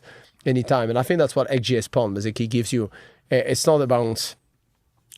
People technically don't need those speeds. I mean, if you're a guy basically watching Amazon Prime or... Well, that's what I was going to ask as a follow-up question, is whether there's a ceiling on that. So I get the future-proofing, but we've probably got to, like, in a different context, this is more in the mobile network. We have a regular returning guest called William Webb who talks about this S-curve of sort of mobile data consumption. But I wonder whether that applies to fixed. So, in my house, I've got 5 people living in my house. No one watches broadcast TV. It's all Netflix and YouTube and shit like that. But we've probably hit a ceiling in terms of the amount of bandwidth we need. So are we going to need to keep constantly upgrading when you get your AI robot, Scott, in a couple of years to do your cooking for you and use connectivity. 5 robots. My Domestibot. I coined the phrase Domestibot in a story I wrote today. I'll have to show you. It might make you laugh. Anyway, but the serious question is, is there a ceiling, like beyond, for example, XGS PON that we're talking about now, in talking about you in the context of 50G? Yeah, the 50G PON. Are we ever going to need that? 50G PON was a bit of fun. So, okay. Are we going to ever need that? The answer is yes. And because I do see in the future, the question is when, I don't know. But I see in the future the need potentially to have maybe a gig symmetric basically inside your home. So you have always basically a gig which is symmetric. And even with XGS PON, you can't do that. Whereas if you have 50G PON, you've got 42 gig basically available. If you have, let's say, a 1:128 split or a 1:64 split, on a 1:64, potentially 100% of the ONTs on the line can get basically a 1 gig basically symmetric, almost 42 versus 64. Are they mainly on 64 splits? Is that how it's usually done? A lot of the networks... Well done keeping up with all those numbers. I got mesmerised there. The Netomnia network is using 1:128. And the reason for that is I never understood the other split ratios. So the first time I built a network, because at least my view of it, and when I was reading, because for me, fiber is not the thing that I started with. So I started my life with software engineering and did other stuff after that. But for me, the first time I look at GPON basically standard and how they were building GPON networks is start asking the question, but why is 1 to 32 basically the number that everybody's using? Is why is it a magic number? So is it because of a power budget? Is it contention? And I couldn't really get basically a proper answer. A lot of the points were around basically power budget because of the distances that you can carry and the launch power of the interfaces. But for me, when I started building basically those networks, I realized the launch power was a lot higher than what people were expecting basically in the standard, and therefore the power budget that you had to play with was much bigger. So that's the first thing. And the second thing after that is I look at, okay, but maybe it's a contention problem in that situation. If you've got too many people basically downloading at the same time, maybe you overwhelm basically the PON, and therefore you have to limit the number of people, which I think is a valid argument when you have potentially, let's say 30 people basically on the PON, which they are all, let's say using maybe 5 to 10 meg each, but you still arrive at peak time when they're all using maybe 300, 400 meg, 500 meg. Yeah. When you have a 2 gig basically download, yes, if they press all the button of doing a speed test at the same time, they might not get basically their gig. But as soon as you move to XGS-PON, now you've got 8 gig basically usable. Even if you have 50 people on that and they all basically use 10 meg each at peak time, you're still at 500 over 8 gig. Yeah. You say all those people, they could use 100 meg each, those 50 people, and you're still using only 5 gig out of the 8 gig. Yeah. So for me, I said this thing seems mad because there is so much capacity on the PON that why are the split ratio basically so low? Yeah. Why is everybody designing them with 1 to 32? I couldn't understand. So for me, it was, if it's contention, the growth of data is not fast enough to justify basically anything. And if it is power budget, when I look at the launch power of an interface versus the quality basically of the splitter and the receiver and the receiver level that you can get, the sensitivity that you have at the ONT, you've got so much, the power budget is so big that I couldn't understand. So therefore, because I couldn't understand why everybody was saying use 1 to 32, so okay, I'm going to use a different number because it didn't make sense. And on top of that, when I started looking at the software of some OLTs, so I was looking at some weird OLTs. At some point, I looked in the code, and in the code, I could see that sometimes they were allowing split ratio up to 256. I said, why is the software of the OLT allowing 256 and everybody else is building basically to 1 to 32? Right. So at some point, I said, okay, So you get an option when you go with your vendor. You get a kind of split option, or yeah, is it you can adjust, and it depends on how they build their code because obviously they need to handle a number of ONT basically per pound, and based on that, basically it gives you. But none of them are building those pound with just handling 32. Yeah. They always basically enable you to do a lot more, and therefore it looks like the vendors are doing a lot more. The power budget is a lot more. The contention has too much space. So at some point for me, I say, okay, everybody's telling me to do 1 to 32, but nobody's giving me a good answer why it should be 1 to 32. So I say, okay, in that case, I'm going to ignore basically what everybody's saying, and fair enough. And I will do my own stuff. And now basically the ratio basically have increased from 1 to 32. That now a lot of people do 1 to 64. Yeah. And as soon as you go to 50 gig or more, everybody will do 1 to 128. And my network is already 1 to 128. So I see basically in the future, everybody will get, arguably 1 to 128 might be actually not enough. I think you could go to 1 to 256 with 50 gig and so on and still be completely fine. So arguably I didn't foresight enough in the future. But that's anyway. I don't know why I ended up like that. No, but that's I've got really a lot of interesting passion for that problem. No, and that's really cool because I mean, what I wanted to finish off on, and Ian, I don't want to preempt any other follow-up questions. Well, I wanted to ask one more thing. Yeah, go on then. I wanted to ask. You might be vast this actually. Give it a go. I was going to say when this deal goes through, assuming it does go through, and I'm guessing it will, third quarter, whatever it's supposed to be. Are you going to hang around? Do you No, I haven't say what asked your that. plans are going to be then? Are you going to be working there for a while, or are you going to go off and start another broadband company? Actually, this is quite a good segue to how I wanted to finish off anyway, but please answer. It is a good question. I've not answered that question yet, so I don't have firm plans. And the reason why I don't have firm plans is I tend to not plan that far in the future. So for me, currently, my focus is on one is the people in the company. So I spend quite a lot of time making sure, because obviously this type of event create uncertainty and therefore it's quite important basically to focus on that. The second thing is we've just recently merged basically the two ISPs together. We are also changing our capital structure in the background. So there are quite a few basically big items, and there is the regulatory process. So the moment for me, my focus is really on that. Yeah. Yep. Because no matter what, basically, when and if the regulatory process basically completes, I will still have plenty of time to decide basically what I want to do and how I want to do it. And I think... Well, normally when M&A happens, there's some degree of like obligation to hang around for a bit, isn't there? Yeah, I'm sure they I'm not saying you wouldn't voluntarily, but there's normally some strings attached. There are strings. Yeah.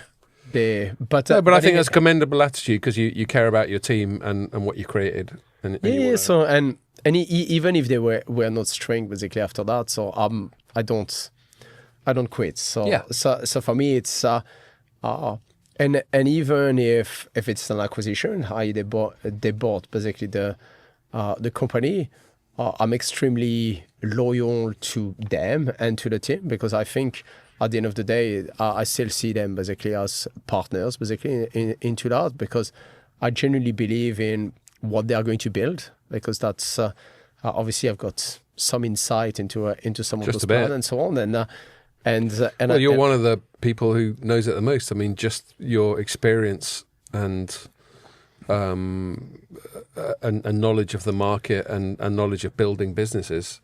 There's not many people who can compete with that, I wouldn't have thought.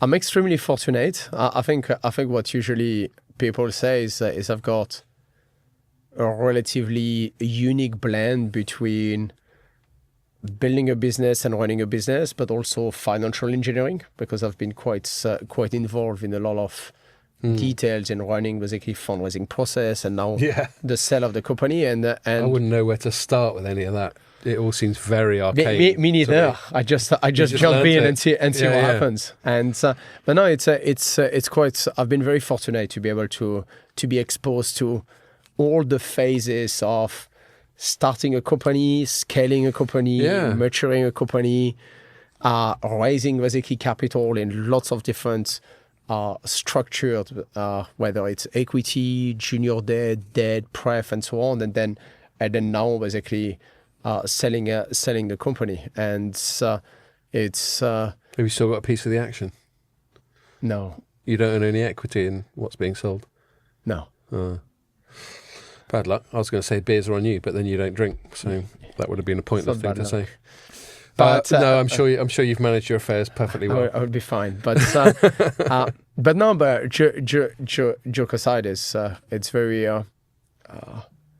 It's very. My journey has been. I have no idea how I got there. Because, no. Well, that's actually a perfect segue, because that's what I wanted to finish off on, is to ask about you. I was doing my bit of pro LinkedIn journalism. Scrolling up and down just to annoy you. I know. I can see your screen. It's very disturbing. And go up and down. I know. Well, no one's forcing you to look at my screen, Jeremy. No, I was just looking. Moves all the time. It's right. Your eyes get drawn to it. You're like a cat. You just like see anything. I like cats. Yeah, cats there are we go. Very good people. Very good animal. But yeah, I mean, you did. I'm just looking at this is just your LinkedIn, and I'm saying this to start the conversation. You did a master's in telecommunication at Oxford Brookes University in 2008-2009, and then by 2015, only 6 years later, you're the CEO of Community Fibre. So that's quite a journey.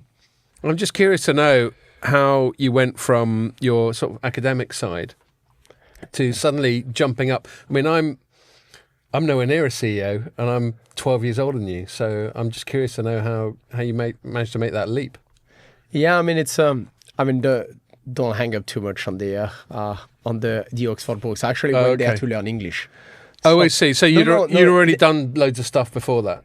Yeah, I did. Right. But there, I've got a. You can look at my screen again now. I got a master to. But my key thing was to learn English. So I thought I would learn English and get a master in telecom at the same time. So I see. But the. Yeah, I think that I'm gonna shut it, not just to not annoy you, but I'm about to run out of batteries. No, it's okay. Don't worry. Carry on. How did I get there? So it actually started. Maybe if we go back actually, because there is a story basically behind that. Is I think when I was 8 years old, I just fell in love with computers. Right. I don't know what happened, but he's a bit of a Luke Keogh. There's a analyst at a company called Ookla, and we had him on the pod a few weeks ago, and he was into this shit from when he was about 5 years old. Yeah. So for me, when I was 8, so I grew up in a council flat in Paris, and so it's different than in London or in the UK. So after the Second World War, they built basically all those giant basically kind of cities basically where. So I grew up in one of them, and at some point when I was 8 years old, I don't know, I just fell in love with computer. I didn't have a computer, obviously, but I grew up in a family where we just couldn't afford basically a computer, but somehow I fell in love with them, and so I was spending all my time just reading books from 8 about computer and software development, and I think every Saturday I was going to a shop called Fnac in France where they have computer, and I was just playing with them. You're just totally into it. Yeah, and when I was, I think maybe 11 or 12, I went to my mom, and I told my mom, okay, I don't buy me anything ever for my birthday or Christmas. I don't want anything. I just want money. No, I just want money. Just want money. She was like, "You're 11. Calm down." I said, "I just want money, and can you tell also all the family that they need to send money? They stop buying a computer. Yeah. So, but not buying a computer. I wanted to build the parts to build a computer. Oh, you're one of them. Yeah. So did you do that? You got all the graphics cards and the motherboard? Yeah. I've built many of them. And then what happened is then I realized, okay, I was not collecting money fast enough because you have only one birthday and one Christmas. Sounds like your relatives were a bit shit.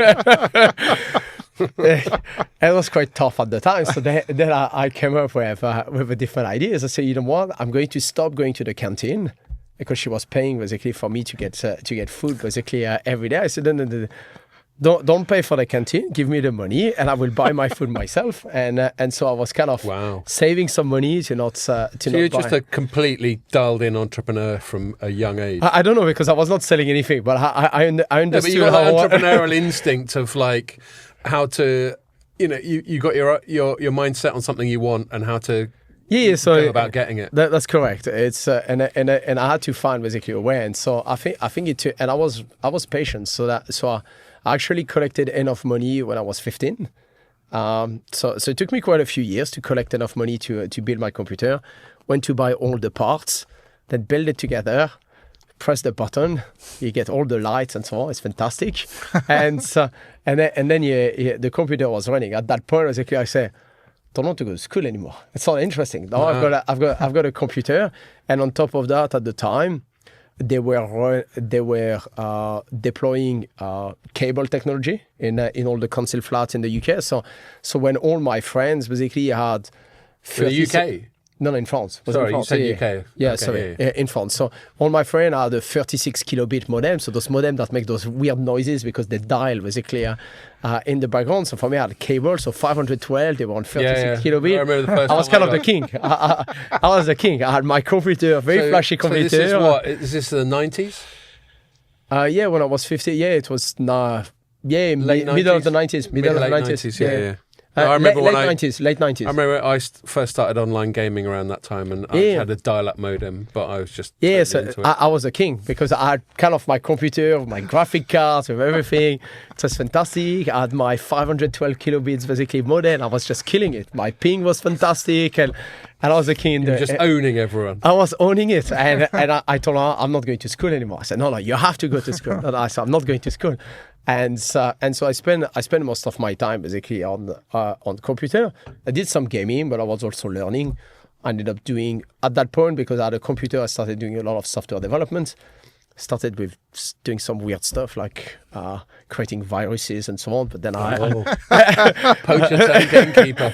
I realized that's not how I'm going to make money. So you had a bit of a hacker instinct at that age. Yeah, everybody starts with a computer like that. You yeah. want to understand how they work. So I think that's what everybody does. So at the beginning, you just want to understand how they work, and you end up sometime in those rabbit holes when you learn Totally. when you learn stuff. When you're young, you don't know any better. That's correct. And but I realized after that, actually, I could sell some software. So I started building some e-commerce website to people. So I was building them basically application to sell online and to do all those things. So then I started making money like that. So it was quite good. But I still didn't want to go to school. So then I got a bit into trouble basically because of that. But then after that, when I was 18, basically, I got told, okay, you're 18. Now you need to feed yourself. You need to buy your clothes. You need to do anything. Don't worry, you've got a flat, but you have to finance your lifestyle. So I carry on doing software, but at the same time, I got a job basically as a cashier. So I started as a cashier when I was 18. So I was just which was quite fun. But I realized, okay, I need to be closer to computers. So then I went to work as a cashier in an internet cafe. So it's closer now to computers. That was always the gravitational pull. Was always computers. That's correct. So then I got basically there, and obviously there was a network and IT engineer. But for me, I was at the till. But I was enough closer to the computer. Then the network engineer basically left, and so I went basically to see the guy who was owning the internet cafe. I said, "Don't worry, you don't need to hire somebody else. I will run the entire place," which was good because now I had basically 30 computers available for me. Wow. I could open it at night as well because it was closing at midnight, but I could open it basically at night to actually do some gaming and to do a lot of things. So I had access to quite a lot of things, and that's when I started doing more on the IT side and the network side. But obviously, then I wanted to carry on progressing. So then I went to work in a hospital for 2 years. Quite interesting. On the IT side? Yeah, on the IT side. And the highlight of that is a lot of people don't know that, but now at the time it was not done a lot. But when you have surgery, they used to write in paper basically what they use, but in that hospital they had a computer in each operations room. Yeah. And the problem, like any computer, they fail. So sometime in the middle of an operation, basically they need the IT guy basically come there. So it was always me basically going in the middle of an operation. Pretty high stress. And I ended up seeing a lot of things. So I ended up playing with the Da Vinci robot, for example. It's a robot that enables you to do heart surgery or prostate removal, but without basically heavy surgery. So, for example, you can go between keyhole, that's right, but with a robot. Yeah. And that robot is fantastic. So you put your head into it, your vision has to adjust, and so spend a lot of time doing that. Wow. So a couple of years in a hospital doing IT. Then I moved to another business. Did another 2 years and kind of was progressing basically on my journey, just doing the IT, carry on doing some software. But then I realized I can't speak English. So I like computers, I can develop, I can kind of understand English, but I can't speak. International tech language, isn't it? That's correct. Mainly because of America more than England, to be fair. But yeah. That's right. Yeah. But I can't speak, I can't write. It looks like it's limiting basically my ability to So that's what made you come over here. That's correct. So okay. And how long have you been living here now? 20 years. Wow.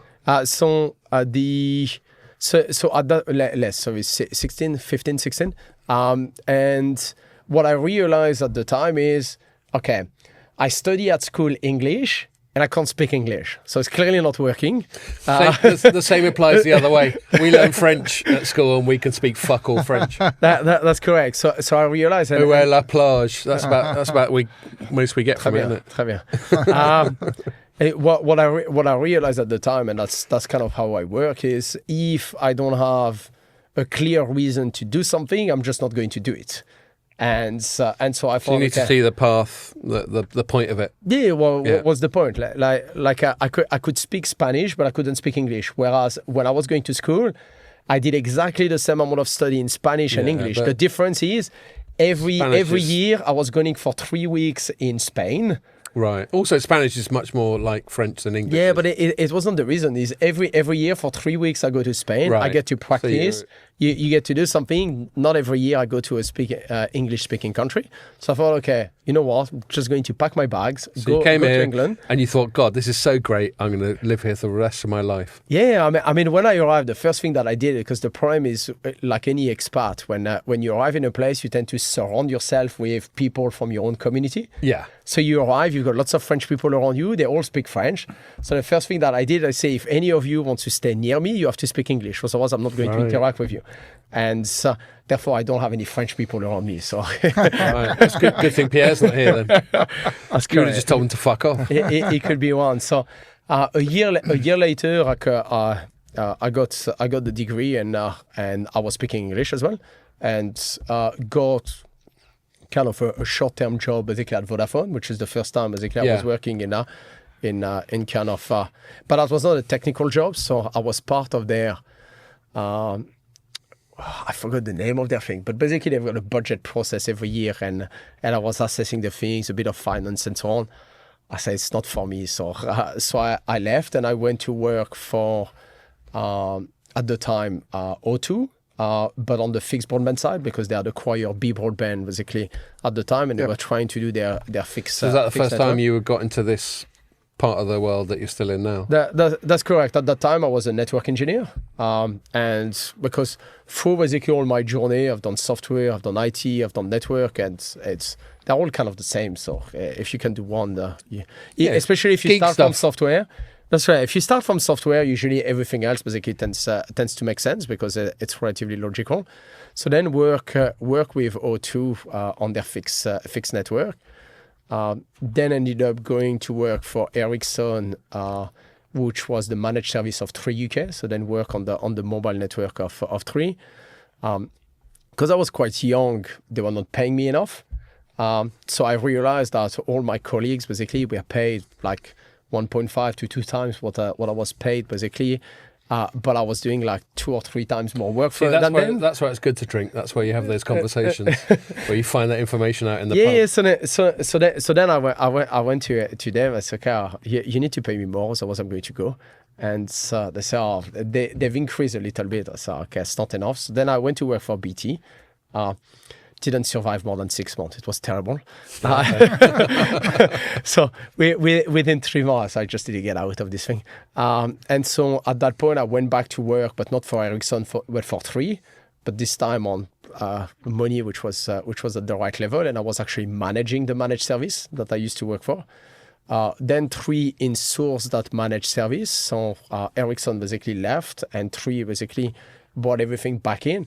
At that point, the team that I used to be kind of junior in it, they made me the manager of the entire team. So, Cool. so I went in kind of 2 years from being the that- junior that guy to satisfied your ambition, at least for a not bit. satisfy my ambition, but it created some problem because you had quite a few people who were there Right. for 10 years and now they suddenly were you're working their for me. boss. That's right. Yeah. And you're not even English. No, that's correct. That's the other issue. But it was extremely good experience. But I think a year later, I kind of realized that in this type of environment, in order to keep climbing like that, Yeah. it's extremely political. You need so it was not for me. So I resigned in December 2013. It's okay, it's not for me. I'm going. I didn't have any plan. I just thought, okay. And by that stage, even by that stage, did you think I'm staying in the UK? Yeah. Never You were- had any plans. Right. You were like, this is it. Yeah, the UK is fun.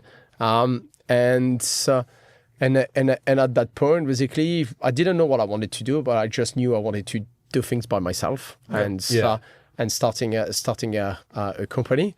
But I wasn't sure where, how, and so on. So I did consulting for about a year, which I realized you can work half what you used to work, but earn 2 or 3 times I the know. amount. I aspire to be a consultant. It was It looks like a fantastic. massive DOS. It was fantastic, but it was still not. And that's through that I met Callum Dick, and Callum Dick was the founder of Community Fibre. So I met him basically as a consultant, and the first time I met him as a consultant, I said, okay, I can see how I'm going to extract money from you, so that's very good. It looks like you've got a lot of problems and I have a lot of solutions. Did you say that to his face? I can see how I'm going to extract money from you. I didn't, but I was going in my head. Because he had lots of problems. I thought I had a lot of solutions, so it looks like there is a business transaction basically to do there. It turns out he had no cash. Right. So which is extremely hard in that case to extract money from someone. So you're no fucking good to me.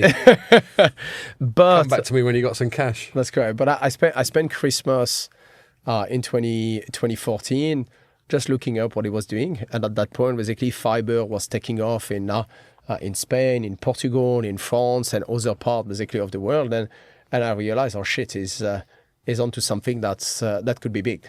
So I came back, told him, don't worry, don't pay me anything. Just solve your problem, and we'll sort something out. And then 12 months later, I raised £3 million, in-source all the functions, turn it around, and became the CEO. And even becoming the CEO was quite a weird story because I didn't want to be the CEO.